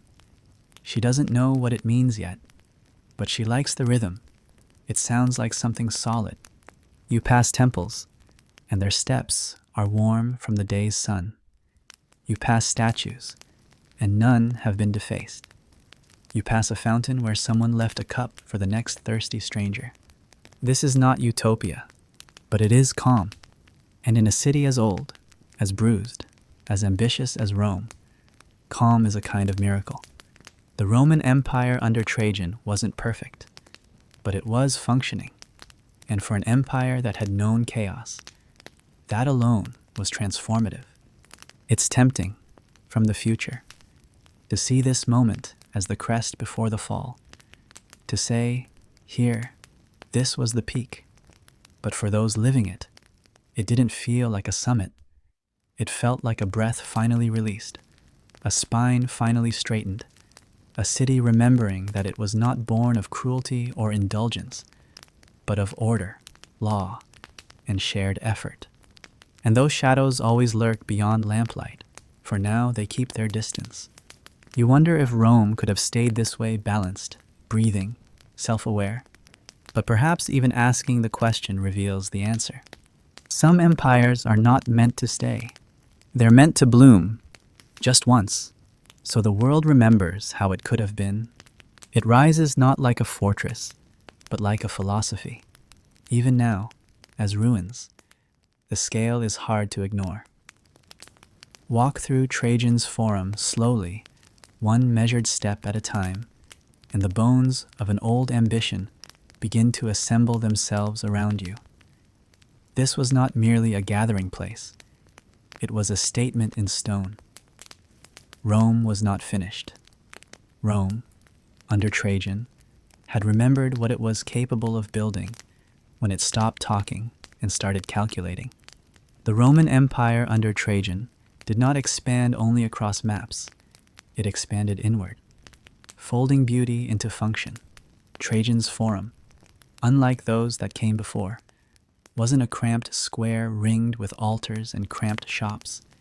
It was spacious, intentional, the kind of civic breathing room that empires often forget to provide once they become too enamored with spectacle.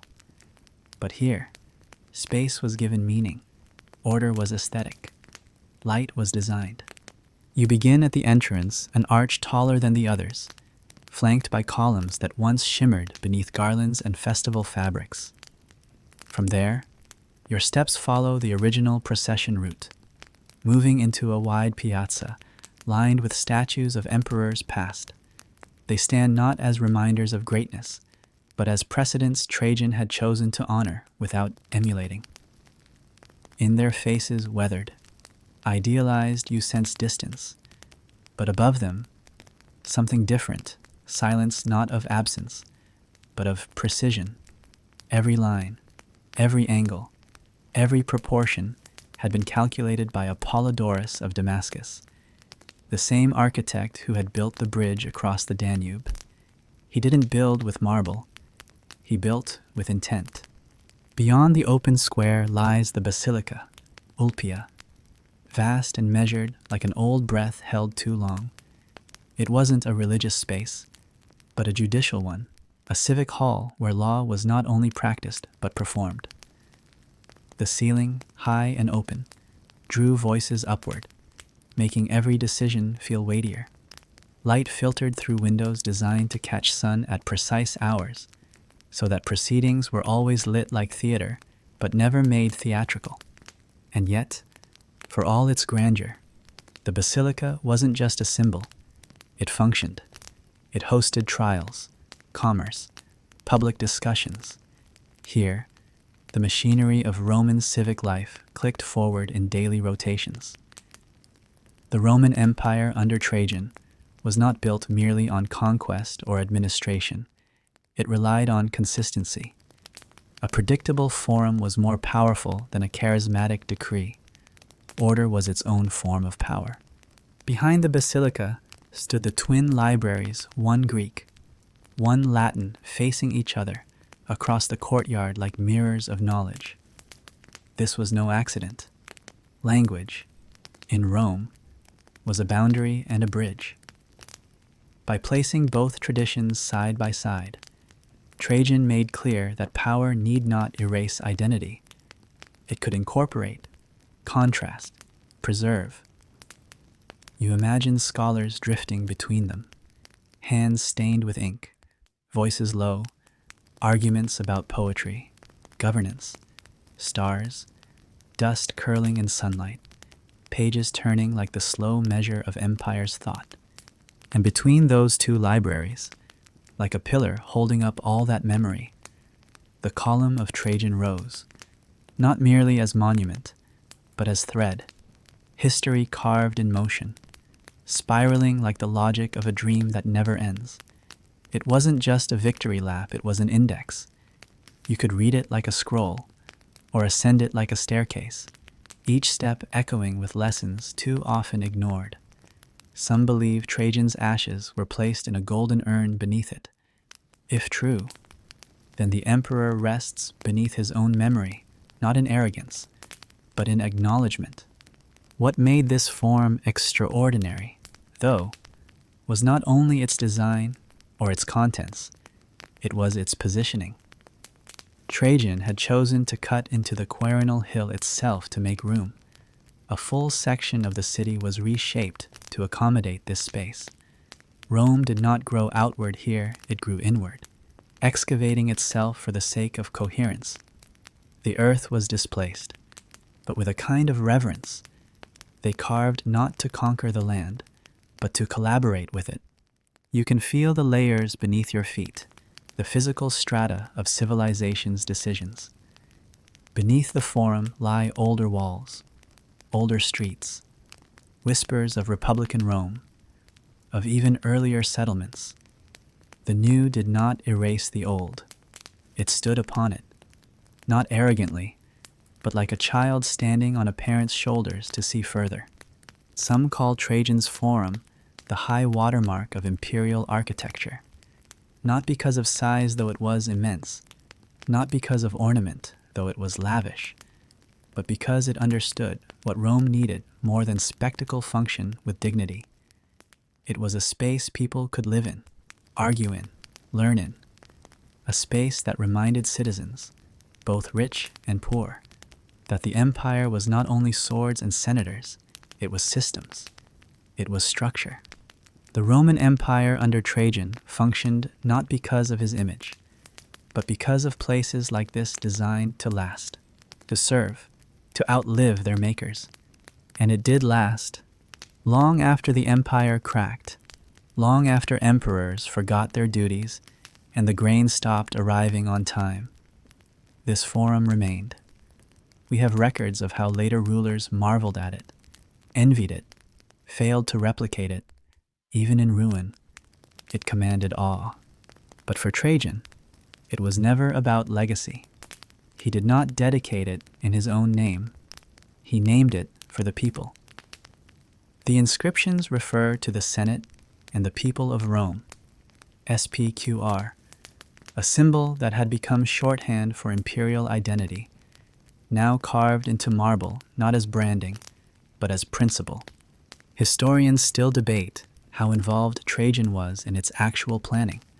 Was he sketching alongside Apollodorus, or simply approving plans drawn by others? The truth is likely both less and more than we imagine.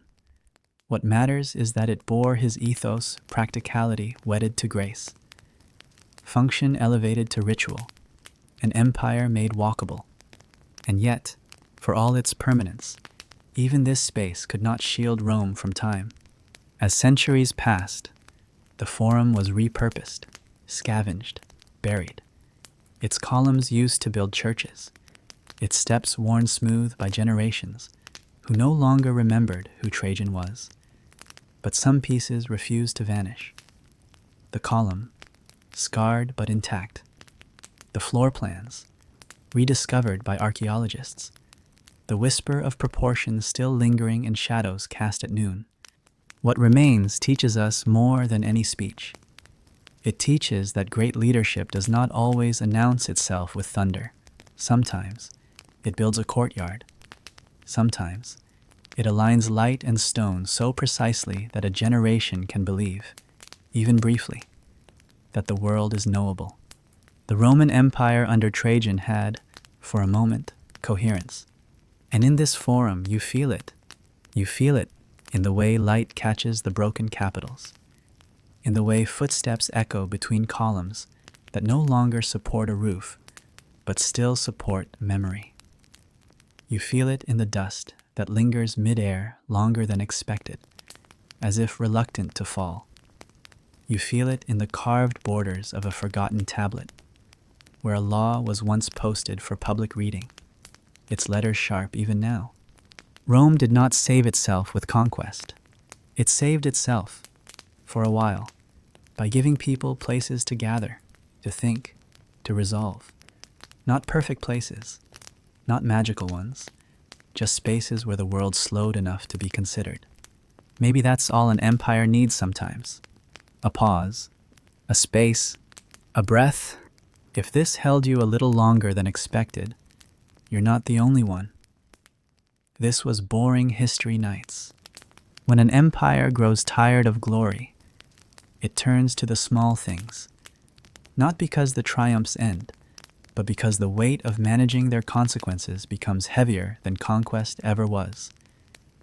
Trajan, returning from Dacia with spoils and silence, knew this well. The Roman Empire under Trajan had achieved what many believed was its natural peak militarily, territorially, and architecturally. But what happens after a peak isn't always descent.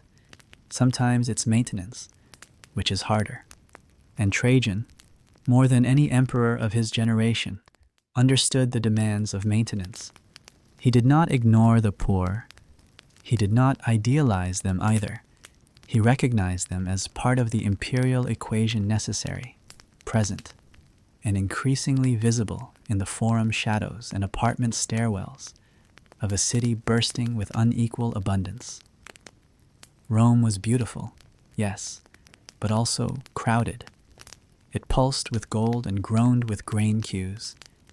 And when a man becomes emperor, the paradox becomes his responsibility. So Trajan turned his attention not only to borders and roads, but to daily bread. Literally, he expanded and institutionalized the alimenta, a social welfare program initiated during the reign of Nerva. The program offered support, financial, nutritional, structural, to the children of poor Italian families, especially orphans and those with landless fathers. It wasn't charity in the modern sense, but neither was it patronage. It was policy, systemic, calculated, tracked. Through a network of endowments tied to landowners, interest from loans funded monthly distributions of grain, oil, and sometimes education for the children, who might otherwise have vanished into alleyways or militias. Local officials oversaw the registers. Inspectors audited the reports. The whole structure was built with Roman precision, not to change hearts, but to secure futures. The Roman Empire under Trajan did not pretend to erase poverty. It sought to quiet it, organize it, and ensure that those who had little did not become destabilizers. It was an act of pragmatism, but with dignity baked into the design. No one was forced to grovel. The food was not a gift, it was a right. And in that, Trajan made a subtle but radical choice to treat the invisible as participants. It's easy to overlook how significant this was. Emperors before him had lavished the people with games and feasts, but those were distractions, spectacles.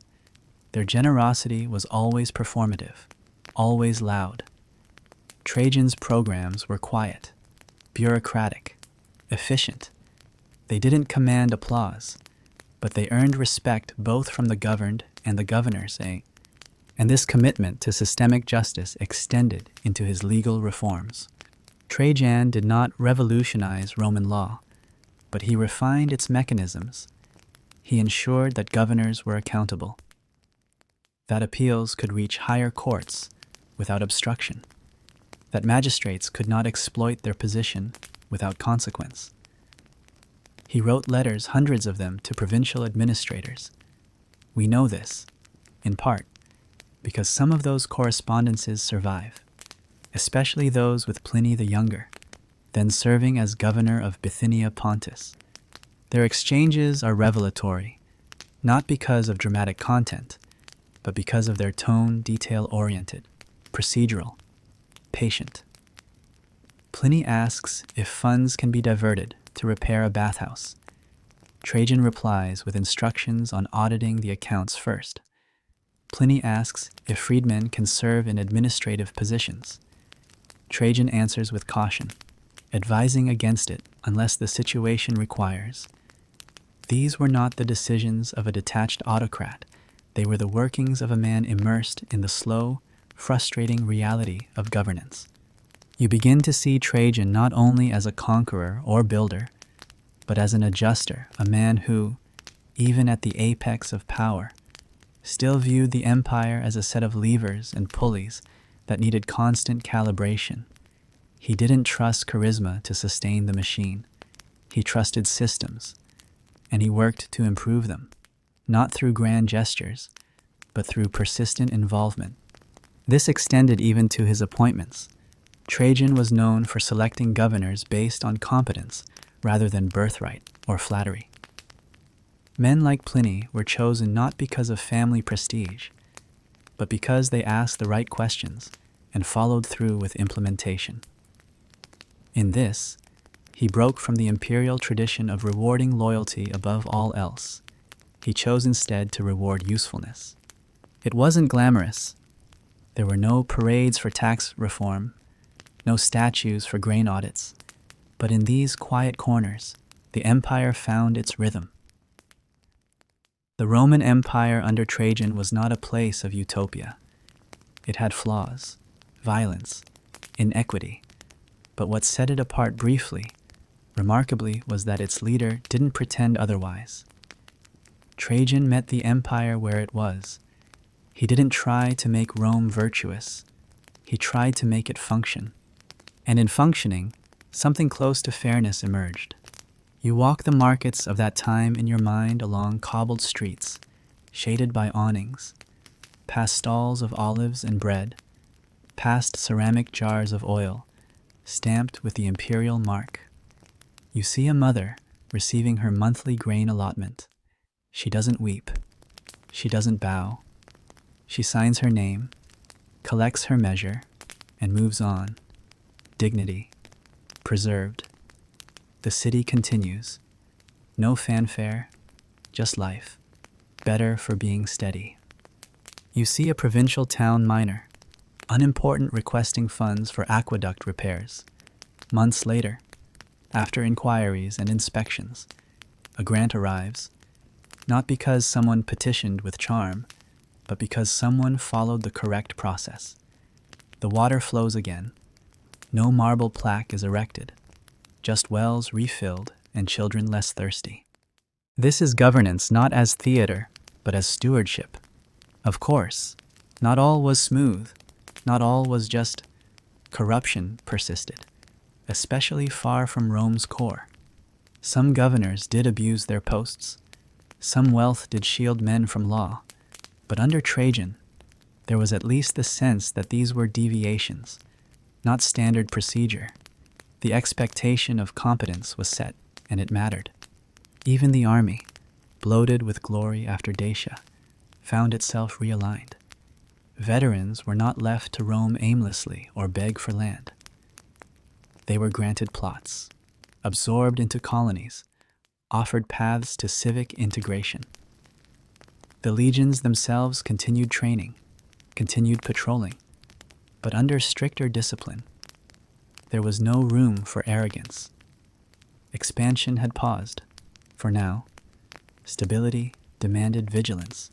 Some historians argue that this was Trajan's greatest achievement, not Dacia, not the Forum, but the normalization of dignity in administration. The the quiet assertion that empire, if it must exist, should at least be tolerable to those within it. And that tolerability, fragile though it was, allowed something rare in ancient governance: trust. Trust that a letter sent to the capital might be read. Trust that a law might be followed by those who passed it. Trust that an emperor, seated atop gold and surrounded by marble, might still answer a provincial inquiry about fire codes or cemetery regulations. You may smile at the banality of such matters, but that smile fades when you realize how revolutionary it is for power to bend itself to paperwork. In that, perhaps, lies Trajan's most enduring legacy. The Roman Empire under Trajan did not become more free, but it did, for a time, become more fair. And that fairness, intermittent, imperfect, human, was enough to steady the structure. Bread, oil, justice. 3 simple things, but they held more weight than borders. If your breath has disappeared into the dark good, that's where the rest of this belongs. He ruled with iron, but it was tempered, not blunted, not softened, not gilded with ceremony or soaked in sentiment. Just tempered, hardened by time and pressure, but shaped into something usable, even bearable. The Roman Empire under Trajan did not mistake order for cruelty, and neither did he. His authority did not need to yell to be felt.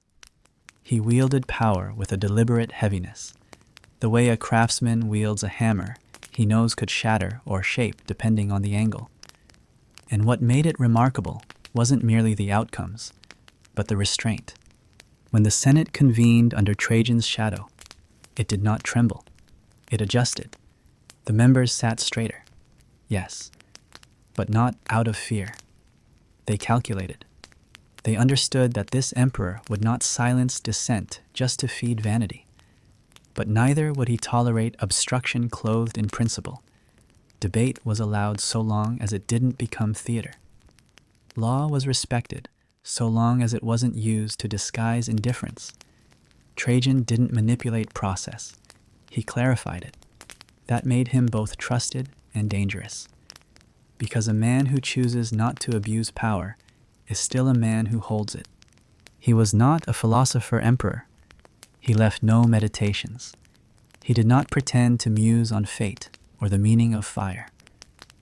But there was a kind of philosophy embedded in his actions, a philosophy of functionality. He believed in things working, in roads staying passable, in cities receiving grain, in governors responding to letters, and, when necessary, in force being applied not with rage, but with calculation. He punished when required, but never to make a point. There are no records of purges or frenzied executions under his reign. He had nothing to prove. Still, he was not without ruthlessness. That too must be said. The Roman Empire under Trajan was vast, and vastness cannot be governed by generosity alone. There were uprisings. There were conspiracies. Some were real, others perhaps imagined. In either case, they were dealt with swiftly, not sadistically, but efficiently. Rebellions in the East, particularly among Jewish populations during the Kitos War, were crushed with force that left scars deep and lasting. Whole communities were displaced, cities depopulated. The records are sparse, and perhaps deliberately so, but the silence itself speaks. He did not relish such outcomes, but he did not avoid them. This is where the iron shows. An emperor cannot be merely loved, nor merely feared. The ones who last longest, the ones remembered with something closer to admiration, are the ones who accept contradiction.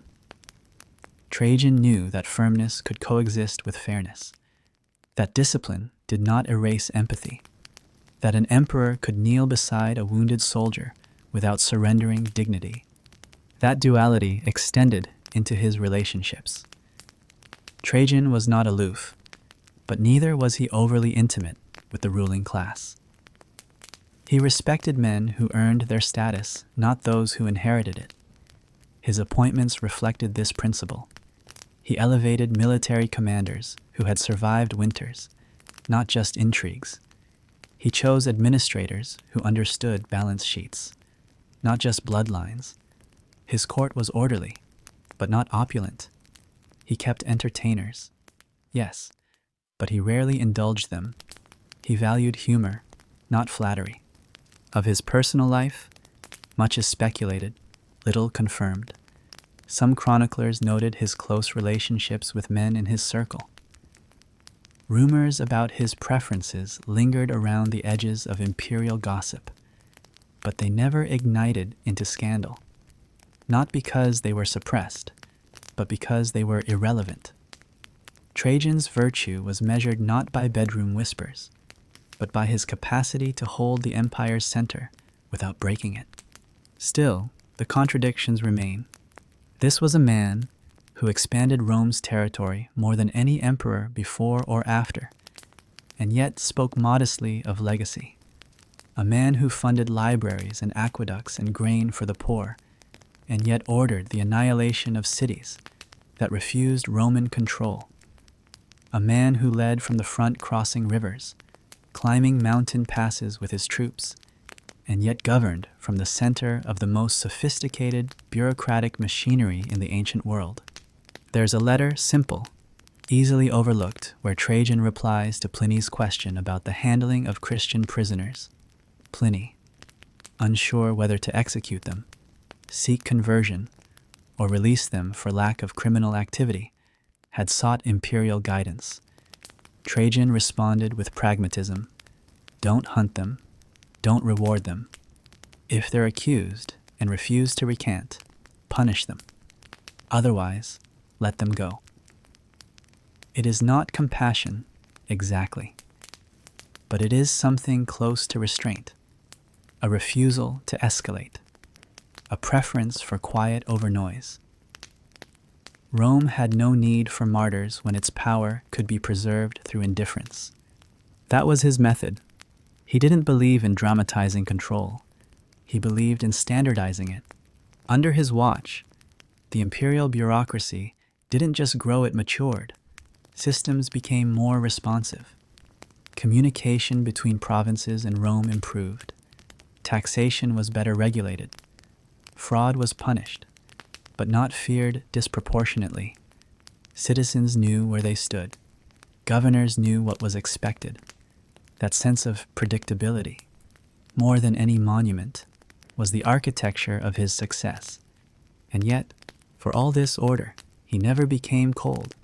There's evidence, anecdotal, mostly that he visited injured veterans in person, that he intervened in inheritance disputes when the law seemed unclear, that he supported widows filing for state assistance. These weren't grand gestures. They weren't meant for performance. They reflected a man who, despite his position, still saw himself as accountable, not to the gods, not to the mob, but to the idea of Rome itself, an idea he carried like a weight, not a crown. The Roman Empire under Trajan was not democratic. It was not kind in a modern sense, but it was less arbitrary than it had been, less cruel, less prone to implosion. The gears of empire turned more smoothly. The cities of Italy felt heard. The provinces felt seen. And when problems arose, as they always do, they were handled. Not postponed, not excused. Trajan's justice was rarely merciful, but it was rarely delayed. The weight of ruling didn't exhaust him, at least not visibly. He worked, he delegated, he inspected, he planned. Some biographers hint at a weariness toward the end of his reign, a sense that his health began to falter. But even then, he refused to withdraw. He remained active, kept moving, kept adjusting levers and pulleys, ensuring that the engine wouldn't stall. It's a curious thing, the way he's remembered. Later emperors were often compared to him, not as competition, but as ideal. Be luckier than Augustus, better than Trajan, they said. He became a yardstick, not because he was perfect, but because he left the machine intact. And yet, legacy is fragile. Even the most benevolent iron can rust. Perhaps that's why he kept building. Not just bridges and forums, but trust. You can't see it in statues. You can't carve it into marble. But it lingers in the letters he wrote, in the roads that lasted, in the stories passed from senator to scholar to child. Trajan didn't rule to be remembered. He ruled so that others wouldn't have to repair what he left behind. And somehow, that made him unforgettable. The Dacian Wars were over. The forums stood finished. The aqueducts hummed with clear water. In Rome, the air was thick with stability, as if the empire itself had finally exhaled after years of breathless striving. Trajan had built, legislated, disciplined, nourished, and expanded. By any measure, he had achieved what many emperors only pretended to aim for. But satisfaction, for men like Trajan, is not a destination. It is a pause. A brief flicker of stillness before the mind moves forward again, searching for the next lever to adjust, the next horizon to measure. And on that horizon stood Parthia, not a borderland to be pacified, not a tribe to be absorbed, but a rival coiled, watching, proud. The Parthian Empire had long been Rome's eastern mirror, not a threat in the traditional sense, but a permanent counterbalance. It did not seek Rome's territory, but it did not fear Rome's weight either. For generations, the Euphrates had functioned not as a dividing line, but as a boundary between two immense systems, each aware of the other's complexity and dignity. But where others had been content with detente, Trajan saw opportunity. The Roman Empire under Trajan had reached its greatest size. Yes, but not its fullest symmetry. The East, always rich in cities and culture, remained outside the empire's grasp, still self-possessed, still anchored in histories that preceded Rome's rise. Armenia, caught in the middle, was the perennial hinge, its kings often toggling allegiance under pressure, their thrones never fully stable. And it was Armenia that would become the spark. In 113 AD, a dispute over the Armenian throne brought tensions to a quiet boil. Parthia had installed its own candidate, defying Rome's understanding that Armenia belonged within its sphere of influence. This was not new. Similar provocations had occurred under Nero and earlier emperors, but Trajan, now nearing 70, did not respond with notes or envoys. He responded with motion. Some historians speculate that he saw in this moment the chance to resolve the Eastern balance once and for all, to do what no emperor had yet done and bring Parthia under Roman control. Others suggest he acted to defend prestige, not to extend borders. But regardless of intent, what followed was unmistakably imperial methodical troop movement, engineering operations, and a campaign planned with the same cold precision that had once turned forests into fortresses in Dacia. It began, as always, with roads. Rome's expansion was never merely military, it was logistical. Supply lines were drawn first, routes secured, rivers studied, terrain mapped. Then came the legions, not in reckless charge, but in careful formations, carrying with them not only swords, but temporary governors, field judges, surveyors. The invasion of Armenia was swift. The pro-Parthian king fled. Trajan entered the capital and installed a new ruler under Roman terms. It was bloodless, and it emboldened him. He pressed on into Mesopotamia. Here, the campaign grew heavier. The geography was less forgiving, the climate more punishing, the rivers less predictable, and the cities grand, ancient, alive with their own systems, less eager to be folded into Roman structure. But they fell, one by one. Nisibis, Edessa, Dura. The Tigris was crossed. The city of Seleucia surrendered. And then, perhaps most astonishing of all, Ctesiphon, the Parthian capital, opened its gates. It was a moment of staggering symbolic weight. Rome had entered the heart of its great rival. Trajan, for a brief instant, stood in the seat of Parthian power. The Roman Empire under Trajan now stretched from Scotland to the Persian Gulf. It was unimaginable. No emperor before him had ever extended the frontier so far east. Maps had to be redrawn. Imperial correspondence suddenly bore place names once considered mythical. And yet, the silence around that moment is louder than its records. Because what Trajan gained, he could not hold. The victories were real, but their roots shallow. The local populations, diverse and proud, viewed the Roman presence as foreign and unnecessary. Even with administrative efforts underway, the region remained unsettled. Guerrilla resistance increased. Garrison posts were attacked. Roman officers went missing in the night. Even the cities that had surrendered began to grow restless. Integration, Trajan was discovering, had a limit. There are places where empire's hand is too heavy and its voice too loud. He responded, as he always had, with determination. He refused to retreat. He pushed further south, toward the Persian Gulf, following the river like a question. He reached it. He stood at the edge of empire, the waves licking the sand with indifferent rhythm, and he looked out at the water as if it might tell him something. Perhaps it did. Perhaps it said nothing. But the cost was becoming clear. Even as he stood victorious, rebellions erupted behind him. Jewish communities across the eastern provinces rose in coordinated revolt, the Kitos War. In Cyrene, Alexandria, Cyprus, and Mesopotamia, Roman citizens were attacked. Garrison towns burned. The eastern flank of the empire was suddenly under siege from within, its social fabric ripping in places that had not been frayed in generations. Trajan had expanded Rome. Yes, but the expansion had strained connections that had once held firm. And worse still, his health began to fail. The reports from this period grow thinner, more speculative.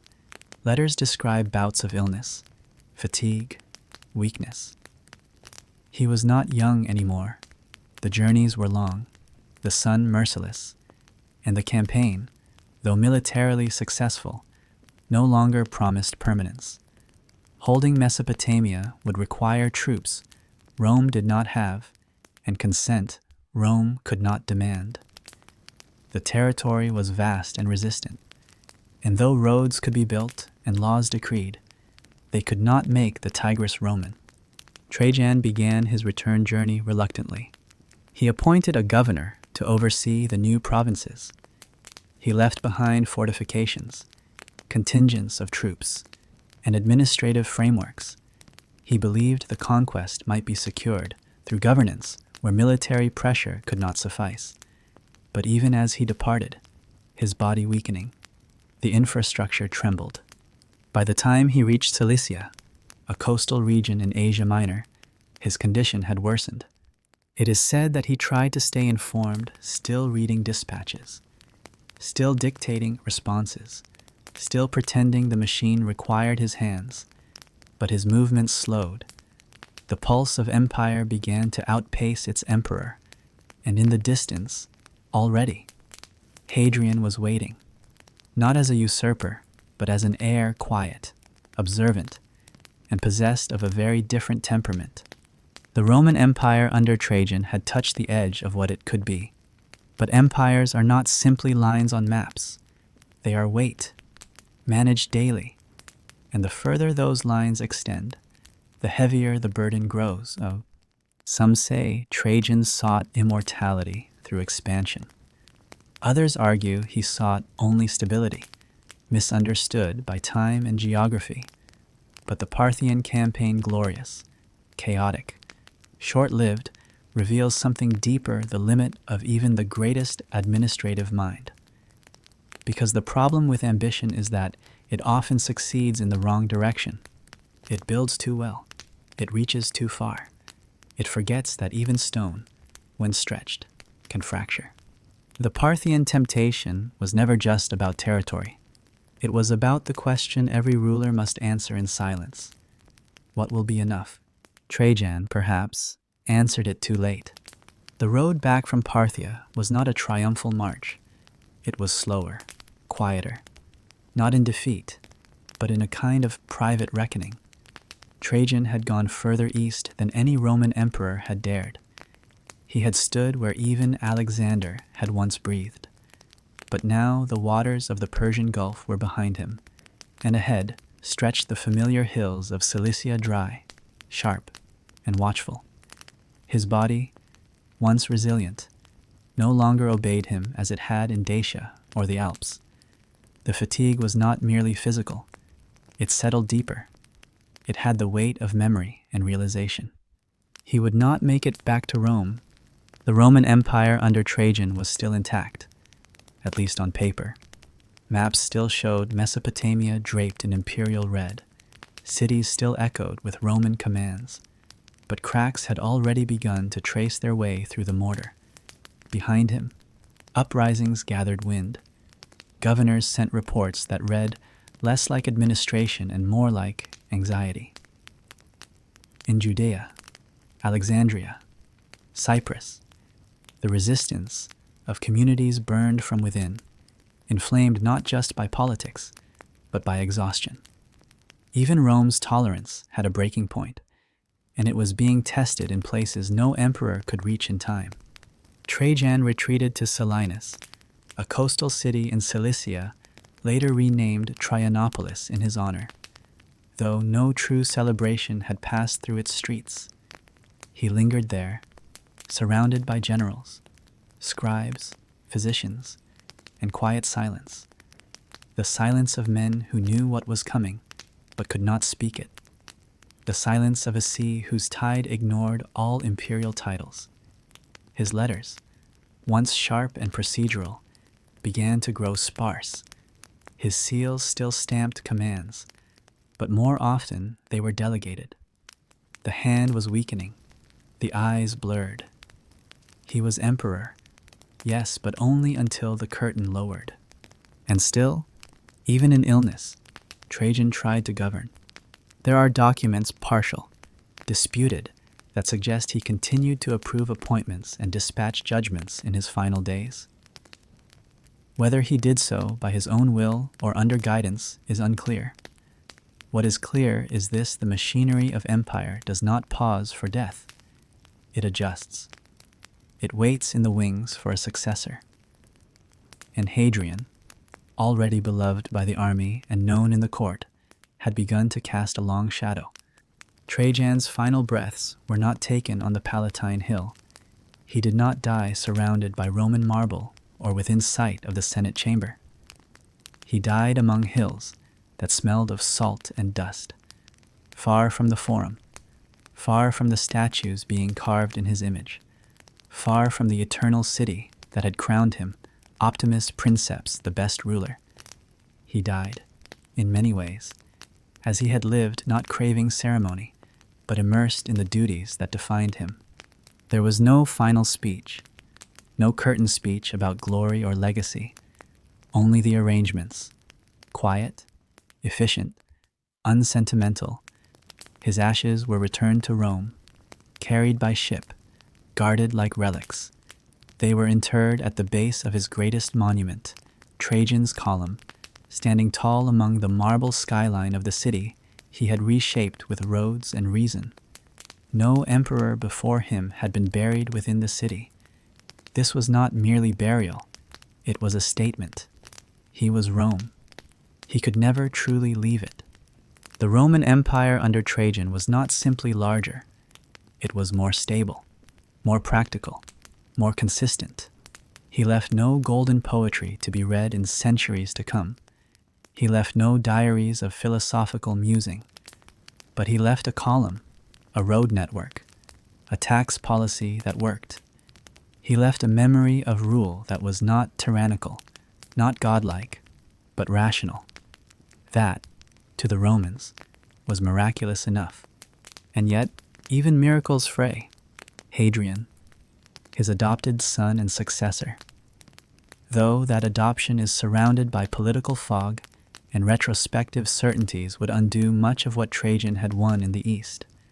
He abandoned Mesopotamia, withdrew from Armenia, and redrew the boundaries not with ambition, but with realism.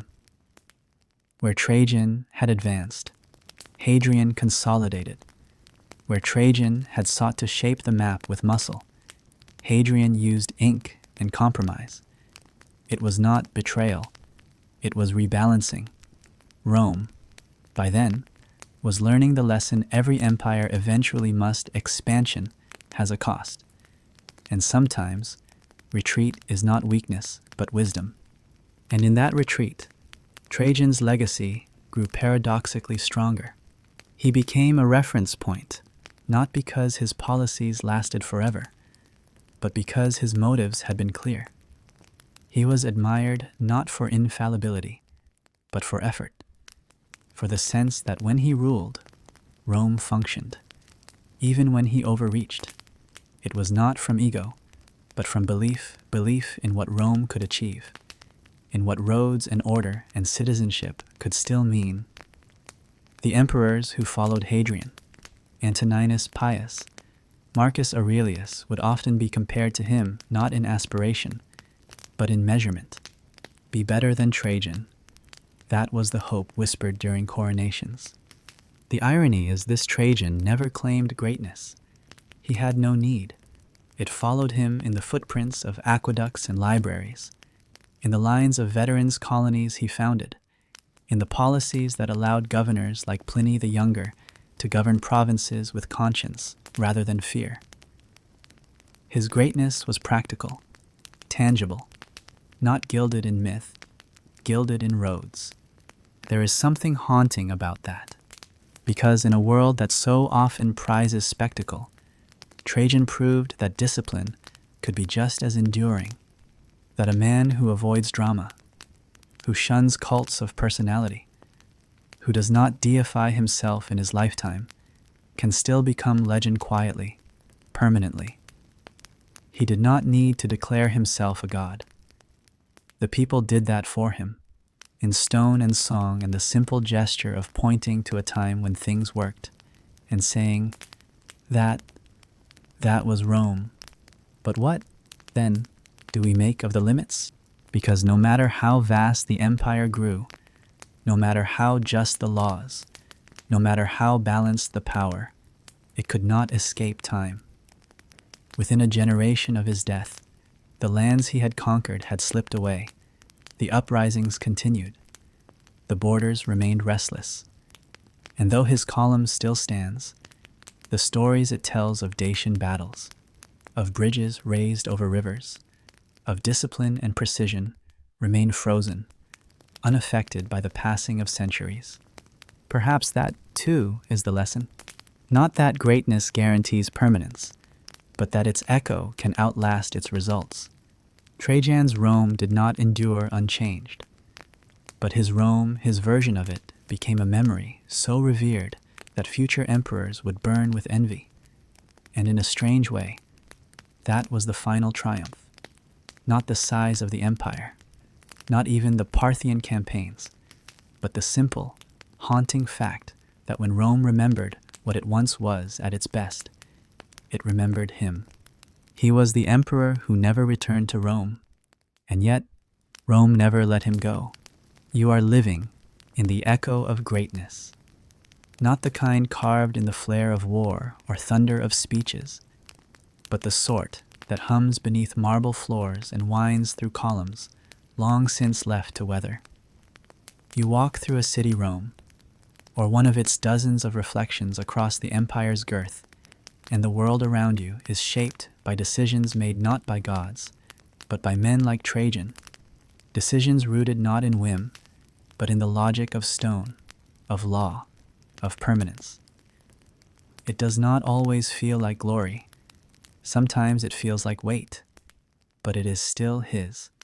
You notice it in the way the roads unfurl from city to city like veins, too straight to have grown naturally, too wide to belong to any single purpose. These are not paths. They are statements. They are arteries of control, of reassurance, of empire. And though Trajan has been dead for years now, his imprint is so persistent, so etched into the surfaces of daily life, that even those who no longer speak his name still follow his footsteps. Veterans retire in towns he designed, drink from aqueducts he commissioned, read decrees from governors he appointed, settle disputes in forums built under his direction.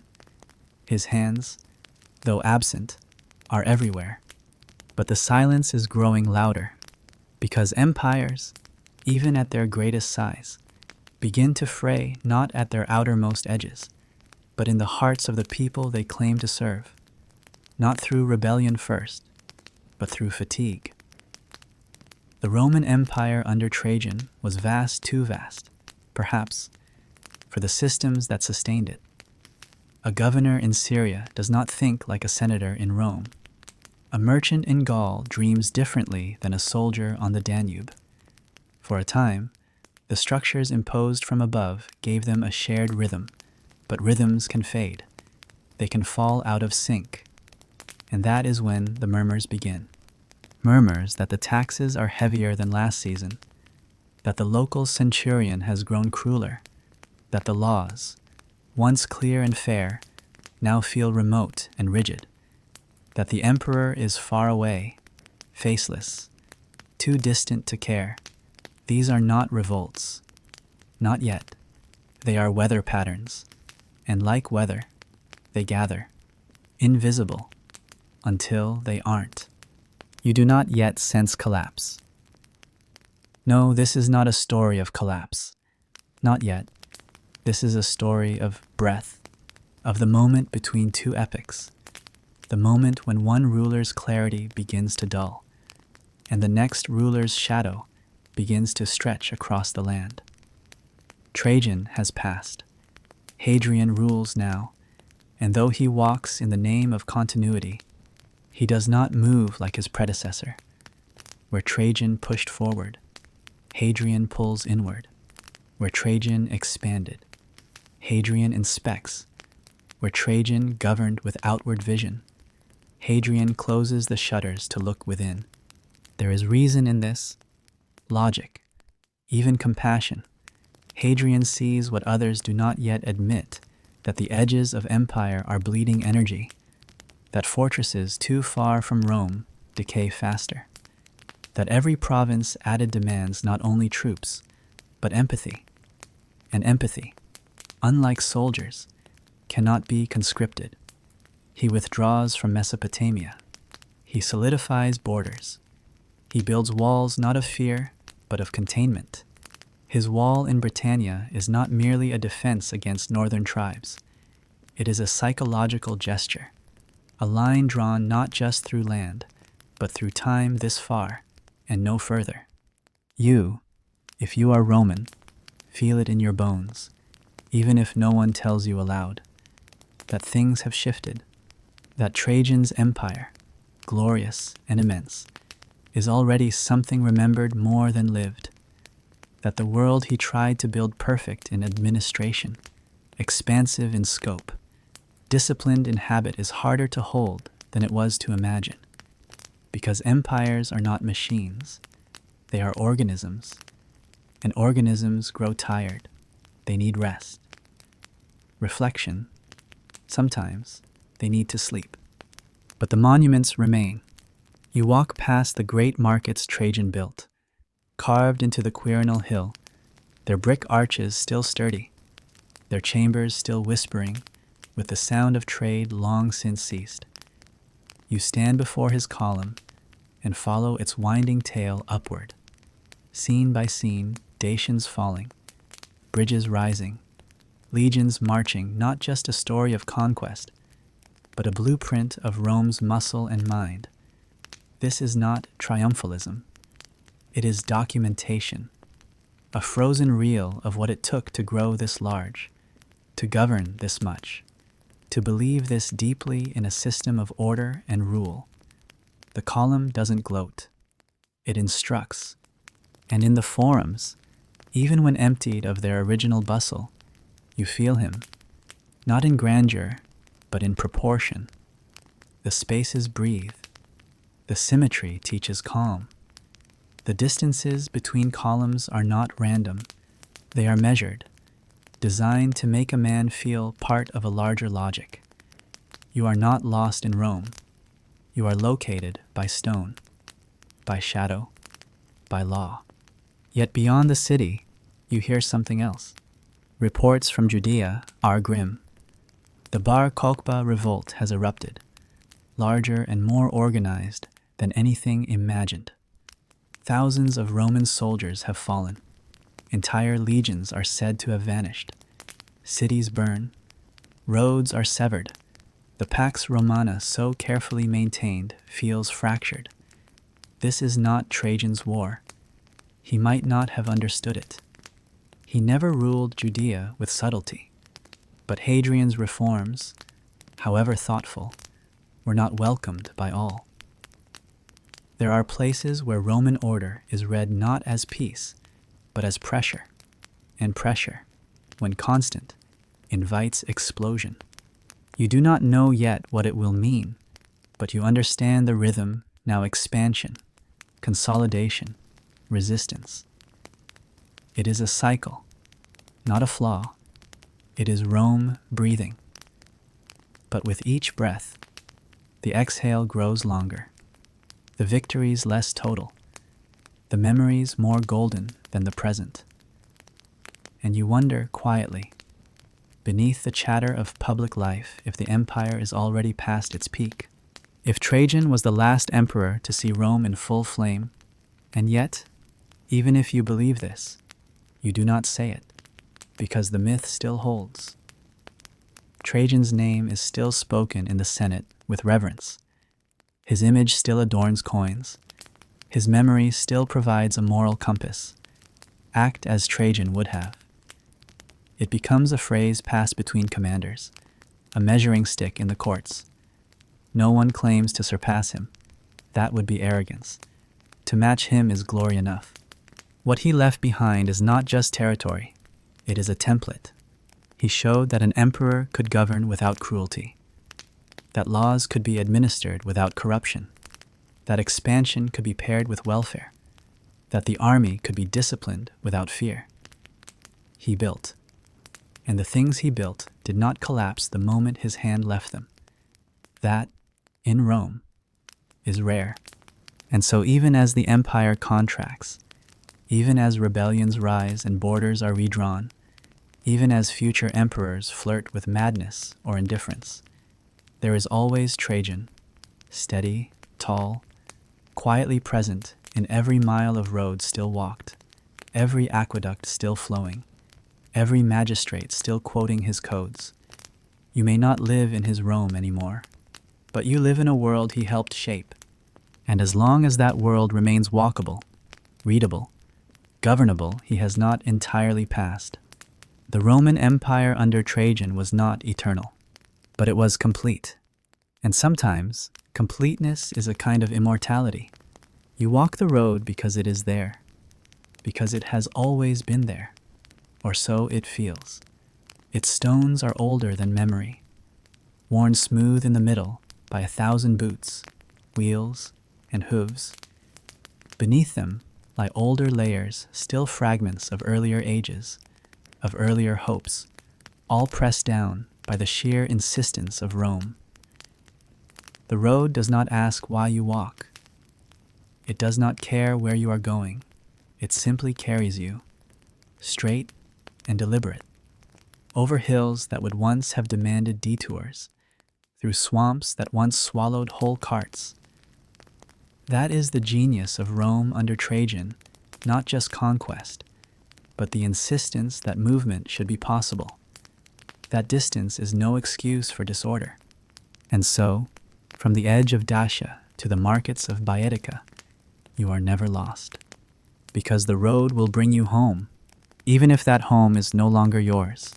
You do not remember a world before these roads, nor do you question their purpose. You only begin to feel, as the miles accumulate, the weight that lies beneath them, not merely in stone, but in labor. For every paving slab there was a legionnaire, for every bridge, an architect, for every culvert, a dozen slaves or conscripts working in the mud. The empire was built not by emperors, but by arms and backs and calloused hands. Trajan knew this. That was why he rewarded soldiers with land, not just coin, why he sent veterans into new colonies to civilize by example, why he believed in building, not just in marching. But what does a road remember?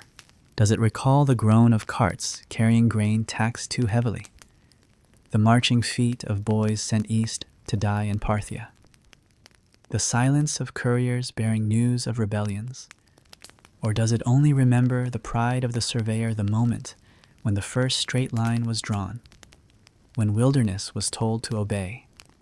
You wonder these things not out of boredom, but because the road invites contemplation. It is so sure of itself, so unwavering. It demands that your thoughts become just as disciplined. And so, step by step, you begin to see what Trajan might have seen. Not the battles, not the palace, but the infrastructure. He had been an engineer in spirit long before the title of emperor crowned him. The grand aqueducts, the ports, the arches bearing his name, these were not gestures of vanity, but of vision. He did not build to impress, he built to last. When he raised walls, it was not to glorify himself, but to hold back erosion of borders, of morale, of Rome's dignity. You stand beneath one of those arches now.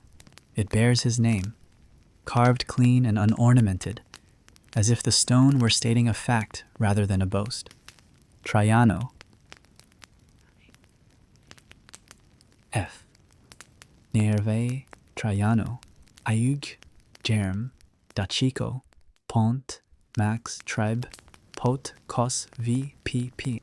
You can read the Latin, but the translation is unnecessary. You know who he was.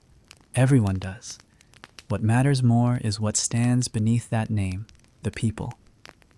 Traders, soldiers, beggars, slaves, freedmen, women with baskets, children with sticks. Life flows under the arch like water through a channel, directed and protected by the memory of a man long buried in a golden urn beneath a column. That column still towers over the forum. You saw it once at dusk, its carvings flickering in the failing light. The Dacian campaign spiraling upward in a marble spiral that never breaks.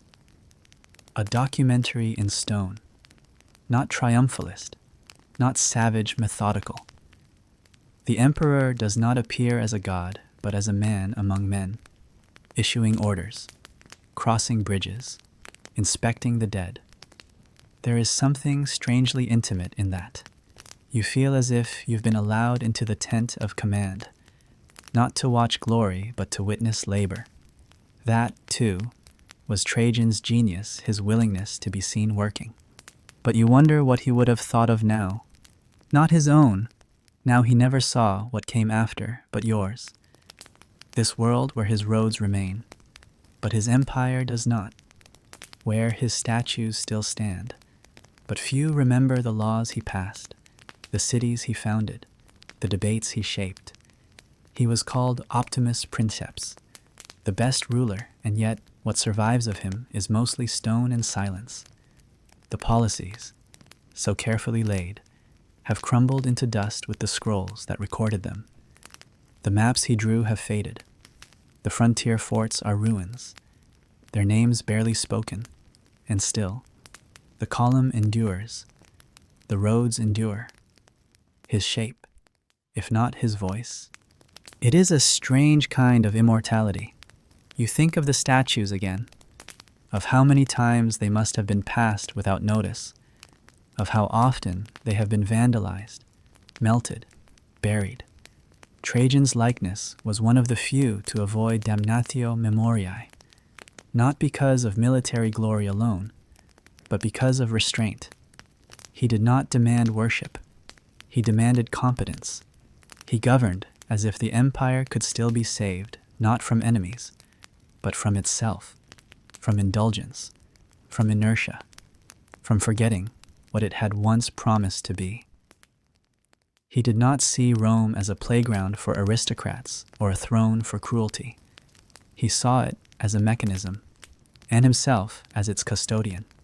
And perhaps that's why he still feels present, because Rome, at its best, still dreams of function, of fairness, of movement. And Trajan, for a fleeting generation, gave it those things, not through miracles, but through administration, through the dull, daily work of holding an empire together. It was not glorious, but it was good. And goodness, in empire, is a kind of rebellion. You wonder if he knew what would come, if, in his final years, he sensed that the zenith he had created would not hold, that his successor would retreat from his conquests, that his borders would shrink, that even his column, as tall as it was, could not stop time. You wonder if he felt peace or failure in his final days, or perhaps something more complex, the knowledge that perfection is not permanence, and that even the best rulers must yield to rust. You walk on. The road continues, unbroken. A village appears ahead, small, dusty, nestled in a curve of the land. It is not Roman, not anymore, though it rests atop Roman foundations. The well is fed by an aqueduct Trajan built.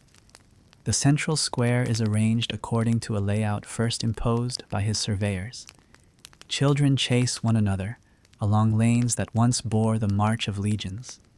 And no one here speaks of the emperor.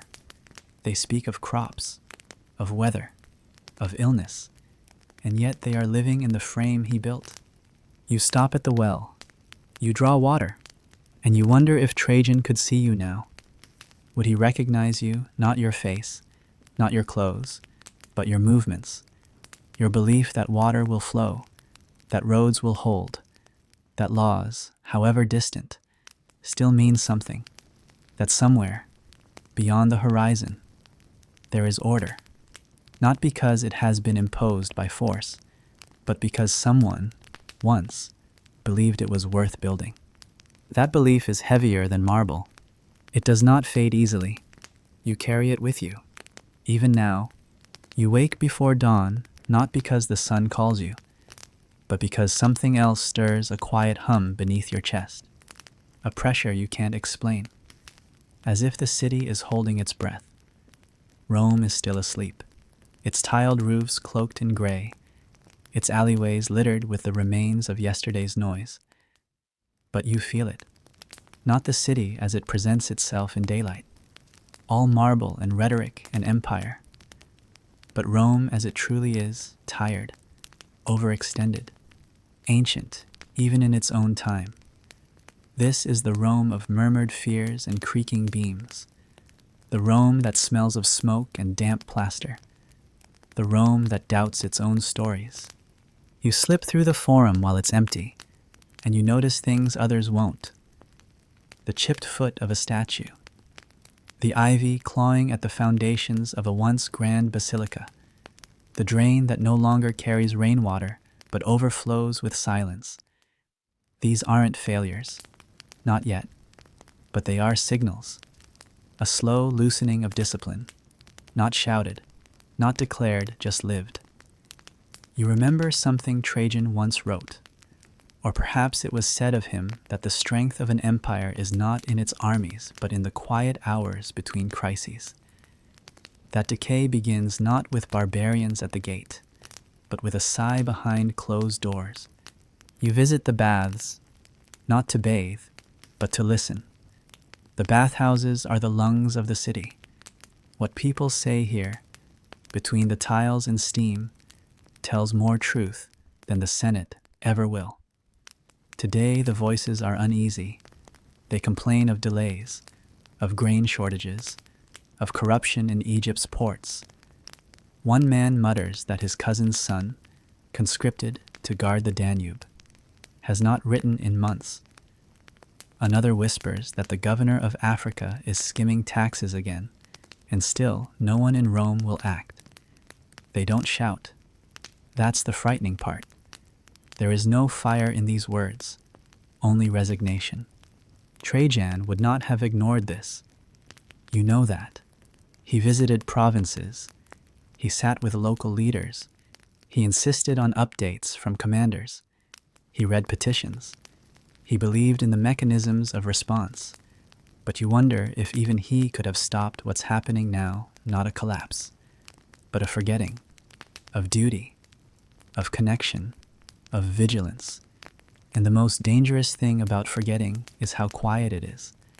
It feels like rest, but it is rot. You leave the baths and walk toward the river. The Tiber looks calm, but you know it isn't. Beneath the surface, it drags everything it touches. Whole streets have flooded before, and still the embankments remain unreinforced. It's the same story decisions delayed, because no one wants to offend the guilds or divert funds from some public games. Spectacles are always easier to fund than maintenance. No one claps when a flood is prevented. They only clap when lions die. You pause at the bridge.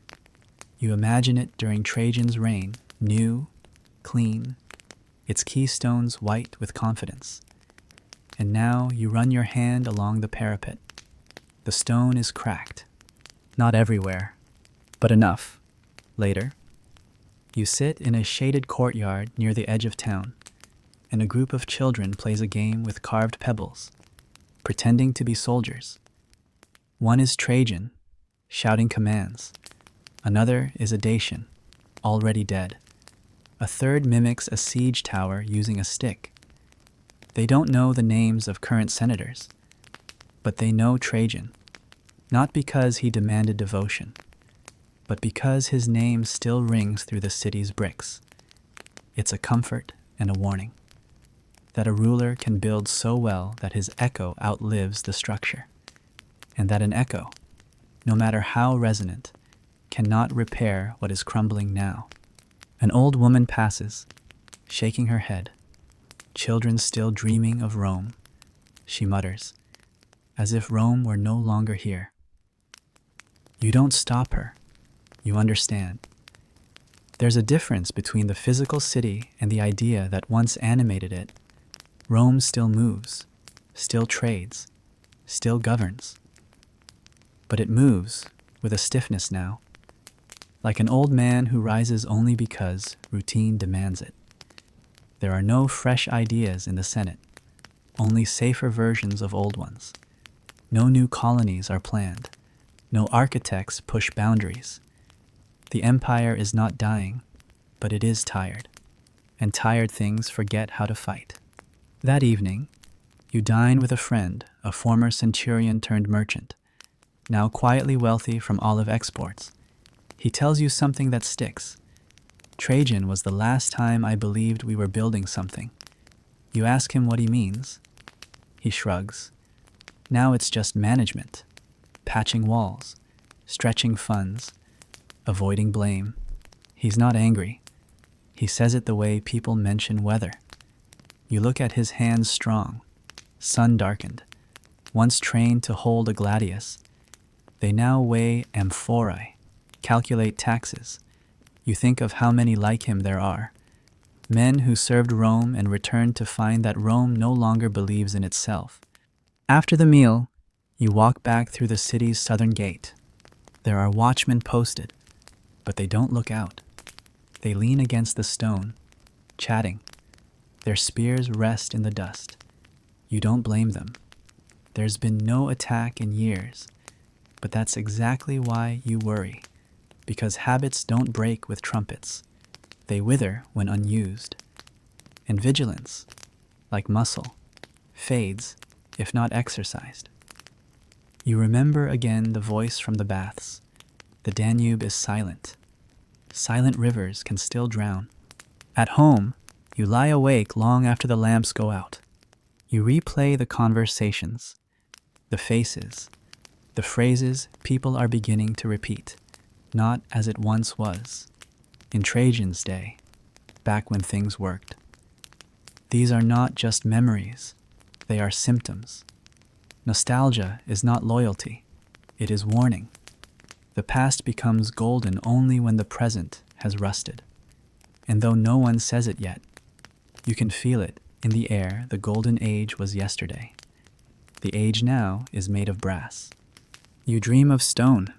In your dream, you are climbing Trajan's column, but it is no longer solid. Each scene you pass, each carved soldier, each victory is weathered into blurs. The spiral begins to unwind. The scenes slip, tumbling downward like leaves. You reach the top and find not a statue, but an empty socket. You wake with a jolt, the pillow damp. Morning brings no clarity, only more walking. You visit the grain warehouse by the river.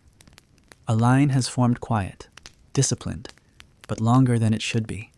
The overseer says the Alexandrian shipment is late. Pirates, perhaps, or storms, or maybe something less dramatic, just another small failure in a growing pattern of delays.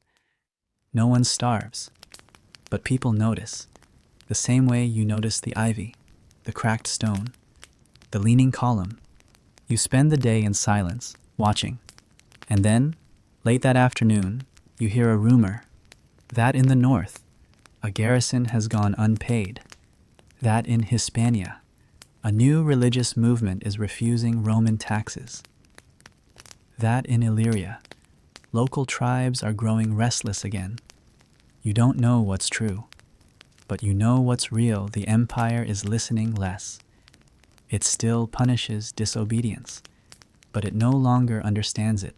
It rules, but it no longer governs. It speaks in decrees, but hears no reply. It forgets that people do not obey out of fear. They obey when they believe in the order behind the fear. And belief is harder to rebuild than walls. Trajan knew that.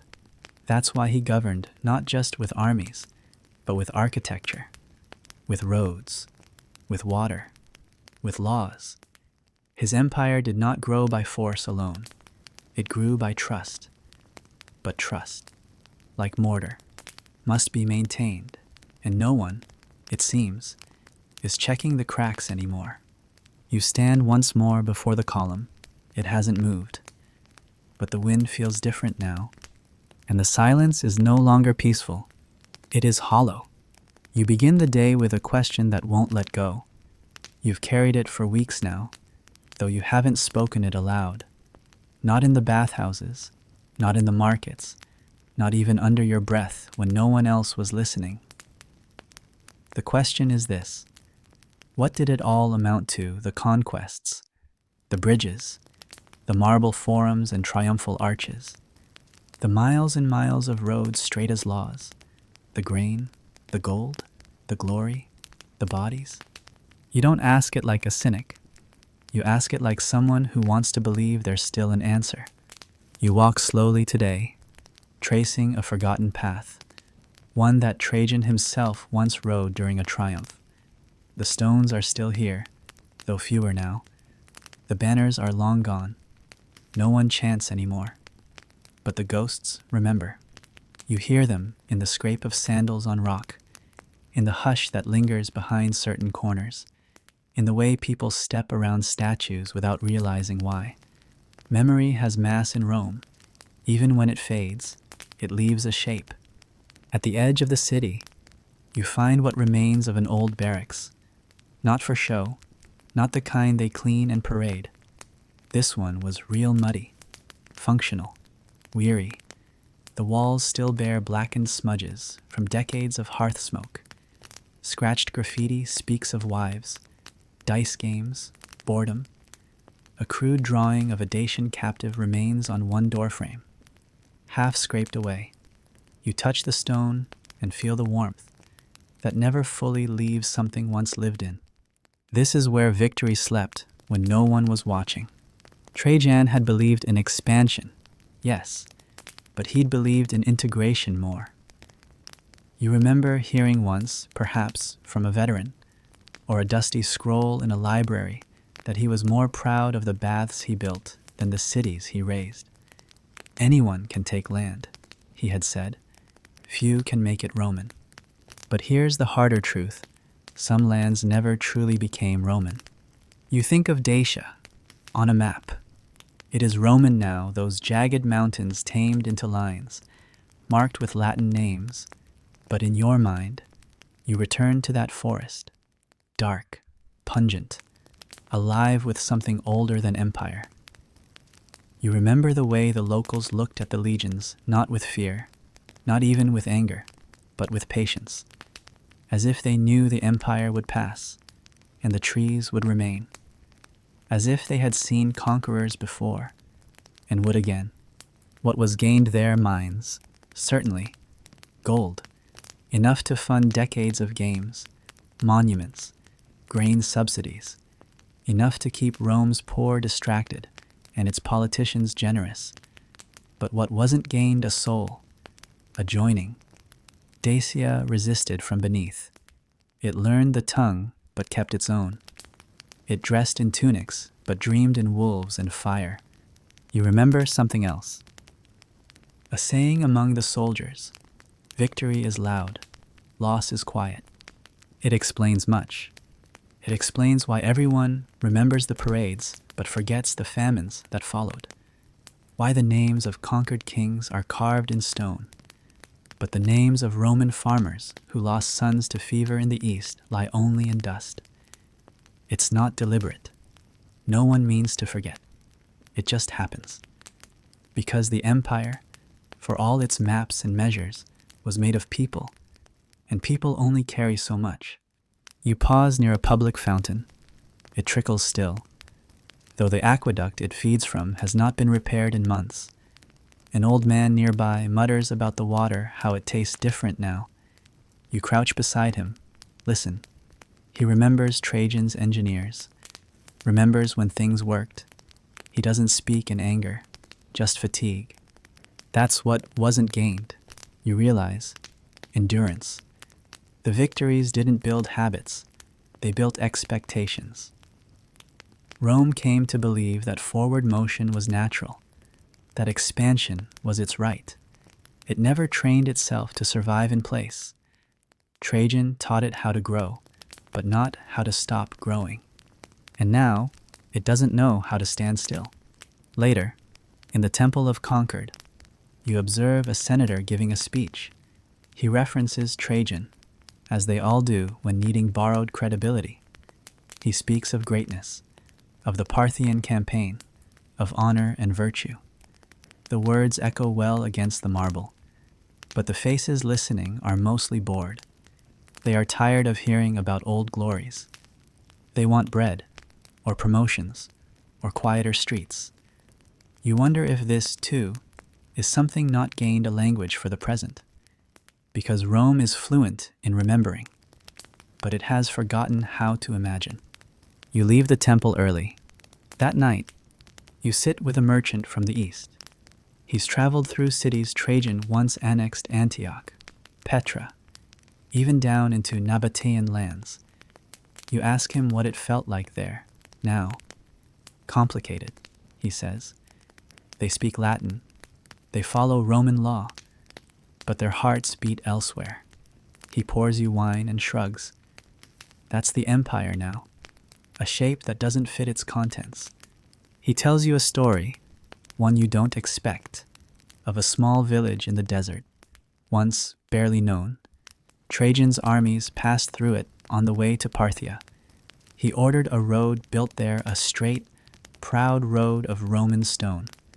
But the road cracked after 2 winters. Sand buried half of it. The locals still call it the lost line. They say even Rome could not teach the desert to obey. You drink in silence, and you realize what wasn't gained. was permanence. Nothing Rome built, not even under Trajan, could withstand the shifting ground beneath it. Not the literal sand of deserts, not the metaphorical sand of ambition, or politics, or apathy. Even glory erodes, especially glory. You lie awake again, this time, not with dread, but with understanding. You finally say the question aloud, in your mind, at first. Then whispered, "What did we gain?" And the answer comes slowly, as answers tend to. You gained roads, yes, baths. A sense of unity, however fragile, a golden generation of peace in certain quarters, trade routes that fed a continent, a culture of law, of architecture, of administration. You gained a model one that others will copy, long after this empire has turned to dust. But what you didn't gain, what you never could, was a way to keep it all from fading. Because that's the price of empire. You win the world, and lose the thread. You sleep, and your dream takes you elsewhere. This time not to columns or battles, but to a simple house, a family seated by a hearth, a Roman child asking her mother, was it true? Was there a man who ruled everything? And the mother smiles, not cruelly, not condescendingly, just with the quiet ache of memory. There was a man named Trajan, she says, and once we believed in him. In the dream, the child stares into the flame and listens. You walk now among ruins, but not the kind they show to visitors, the curated skeletons of amphitheaters, the cleaned-up columns meant to impress. These are the ruins that no one talks about, the in-between places, the neighborhoods that once teemed with noise but now fall silent even at midday. Here, mosaic tiles crumble under weeds, walls lean tiredly against each other. Statues have lost their noses, their meanings, their names. No plaques, no guards, no crowds, just wind and the occasional dog that barks without reason. This is the Rome that belongs to no one, and yet, in a way, it belongs to you.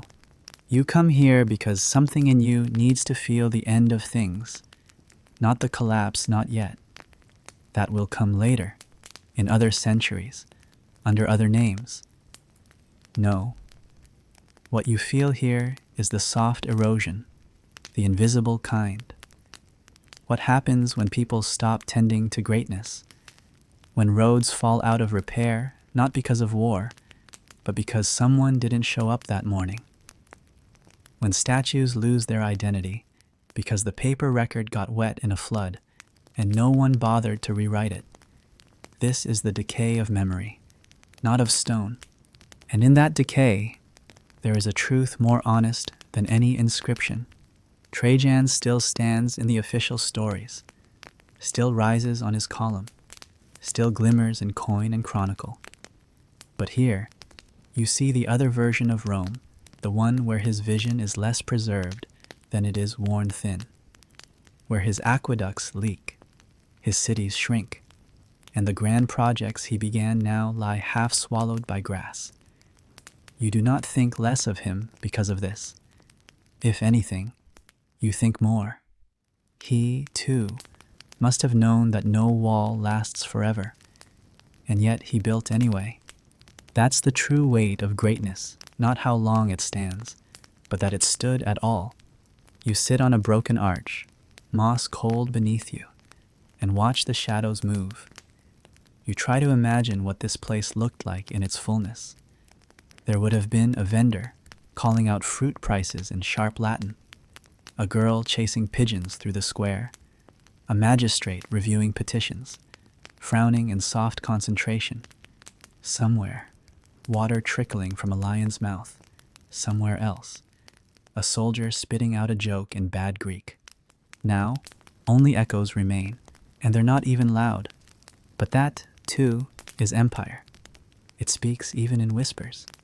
You think of the word imperium, not just power, but the power to command, to order the world to be different because you say so.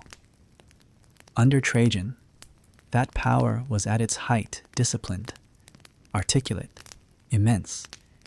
He did not waste it on vanity. He pointed it outward toward roads, walls, ports, provinces, toward systems, toward things that might outlive him. He was wrong, of course, but beautifully so, because even when his projects faded, they left a shape. The shape is still here, if you squint, in how streets curve to match the old design, in how Latin clings to dialects like a stubborn ghost, in how certain arches line up with nothing modern, as if waiting for a structure long erased. Rome under Trajan became more than a place. It became a way of arranging space. That is a harder thing to kill. You rise and walk again, this time toward the river. The Tiber is slow, thick with sediment and time. You trace its edge, remembering that Trajan once commissioned improvements here, 2 new docks, better harbors, quays that would ease the burden of grain arriving from Egypt. It was never about glory for him, not truly. It was about flow, not just of water, but of commerce, of stability, of empire itself. He saw that a civilization survives not through war alone, but through logistics. And yet, the logistics fray. The docks are abandoned now, rotted wood sticking up like ribs from the mud. Barges still move, but fewer than before. The grain comes late, sometimes not at all. When the bread runs short in the Subura, people don't curse the barbarians. They curse the river, and the men who no longer tend it. You cross a bridge. It's one of the older ones, not quite Trajan's, but improved in his time. The stone is uneven, and ivy creeps along the rail. You wonder how many others have walked this path, how many soldiers, merchants, fugitives. You wonder if Trajan himself ever stood here, looking out across the city as the dusk settled. Would he have been proud or quietly afraid? He was a man of action, but not a fool. He would have sensed the limits. No system survives its builders forever.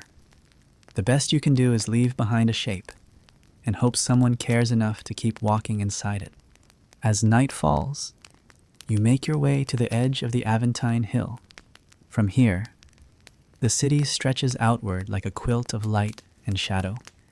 Domes pierce the sky, rooftops glint, and somewhere, beyond your sight, Trajan's Forum still stands quiet, lit only by moon and memory.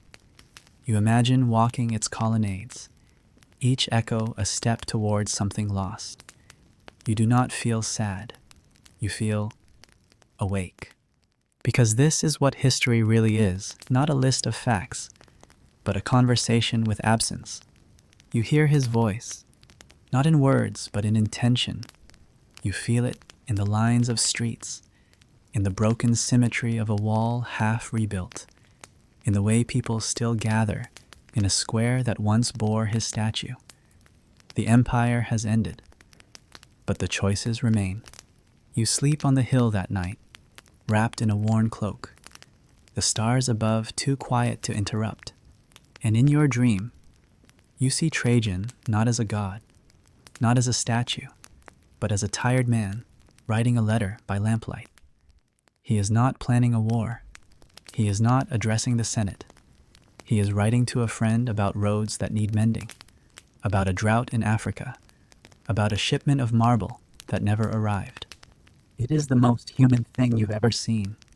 When you wake, you do not weep. You simply nod and begin walking again. They still call him the best, even now after the stones have fallen, after the walls have split open like tree trunks struck by lightning, after the cities he built echo with different tongues. They still call him that. Optimus Princeps, the best ruler, the emperor against whom all others are measured and none are found equal. You wonder what he would have thought of the title. Would he have smiled, shrugged, laughed once, and returned to the work in front of him. He was not, by most accounts, a man of vanity. He did not erect golden thrones for himself or demand to be worshipped in temples while he lived. He was not drawn to the divine. He was drawn to structure, to order, to the hard, slow discipline of making a world function better than it did yesterday. And that is why, standing here now at the edge of everything, you begin to understand what remains of him. You're in a basilica that still bears his name, or rather, what's left of it. The floor is uneven, the columns fractured. Light comes in through gaps where once there were mosaics. Tourists don't come here. There's little left to see. But for you, this is the most sacred ruin in Rome, because here you feel not just his ambition, but his effort, the weight of it, the thousands of hours, the careful measurements, the letters written in the margins of maps, the meetings, the inspections, the corrections, the revisions, the compromises, the steady, unglamorous labor of empire. He could have chosen spectacle. He chose durability instead. That was Trajan. And yet, so little of him remains that you can touch. His face, as sculpted, is handsome in the way emperors were required to be calm brow, broad chin, eternal composure. But the real man, he is lost. His voice is gone. His handwriting, erased. His moods, his mornings, his quiet thoughts while shaving or eating olives, these will never return. You can build statues. You can write scrolls. But you cannot preserve a soul. And still, something of him lives, not in the stones, not in the coinage, but in the idea that things could be better than they are, and that it is worth the exhaustion to try. You walk slowly through the ruins. You pass what was once an archive. Here, clerks copied decrees in triplicate by lamplight. You run your fingers over a scorch mark, perhaps, from a fire that no one documented. You whisper his name, Trajan, just to see if the walls remember. They do not answer, but in the silence, there is acknowledgement. He governed without cruelty. That was rare. He extended the empire's borders to their furthest reach. That was unprecedented. But most of all, he listened. When the Senate sent envoys, he met them, not with contempt, but with attention. He answered letters. He visited provinces in person, not just through generals. He walked the edges of the empire and called it his duty. Not his right, his duty. That, too, is what remains. You sit beneath a collapsed lintel. The sun glows low and amber through the dust. Children run nearby, playing a game that likely predates the forum itself. You watch them. You notice how they jump only in certain spaces, how they avoid an invisible pattern in the paving stones, as if something ancient still instructs them on where not to step. That is what Rome is now: instinct. No one teaches these children the layout of a vanished republic, but they feel it. In the bones of the city, in the way arches frame the sky, in the way roads curve, not because of nature, but because once, long ago, an emperor passed this way. You rise. There's a last place you want to go. It takes time to reach it, past carts, past cafes, past ruins more famous than the one you left. But finally, you arrive at the column, his column. It rises still, undaunted. You've stood here before. So have thousands, millions. They crane their necks. They squint at the spirals. They marvel at the detail, the helmets, the battle scenes, the bridges, the triumphs. It is a story in stone, a scroll in marble, a version of history so tightly carved it seems eternal. But you look differently now. You don't stare at the emperor himself, not at his central pose, not at his victories. You look between the scenes, at the faces of the soldiers, the eyes of the citizens, the farmers in the background, the ones who carry the weight. You trace your finger in the air along a scene of construction workers, lifting beams, tying ropes, aligning stone. These, too, are Trajan's victories. Not the conquered, the built. And you think that is what must remain? Not the drama, not the fire, but the structure, the attempt, the idea that there is nobility in the act of sustaining. That history's heroes are not only the ones who burn brightest, but those who hold 1,000 fraying ropes together just long enough for others to pass. Trajan built a bridge across the Danube. It no longer stands. He annexed Dacia. It is no longer Roman. He restored roads and ports and finances and laws. They have all changed hands. But his example that you can be powerful without being cruel, that you can govern with discipline instead of delusion, that still has weight. Because someday, somewhere, a leader will read his name and wonder, and maybe that will be enough. You leave the column. You walk back through the old heart of the empire, as the dusk folds over it like a tired robe. You feel no sorrow, only the calm that follows a story told well. Not perfectly, but truly. Before you go, you turn once more. You whisper, "Thank you." Not because he was flawless, but because he tried. And in trying, he gave shape to the world you now step through. You cross the threshold of the forum and disappear into twilight.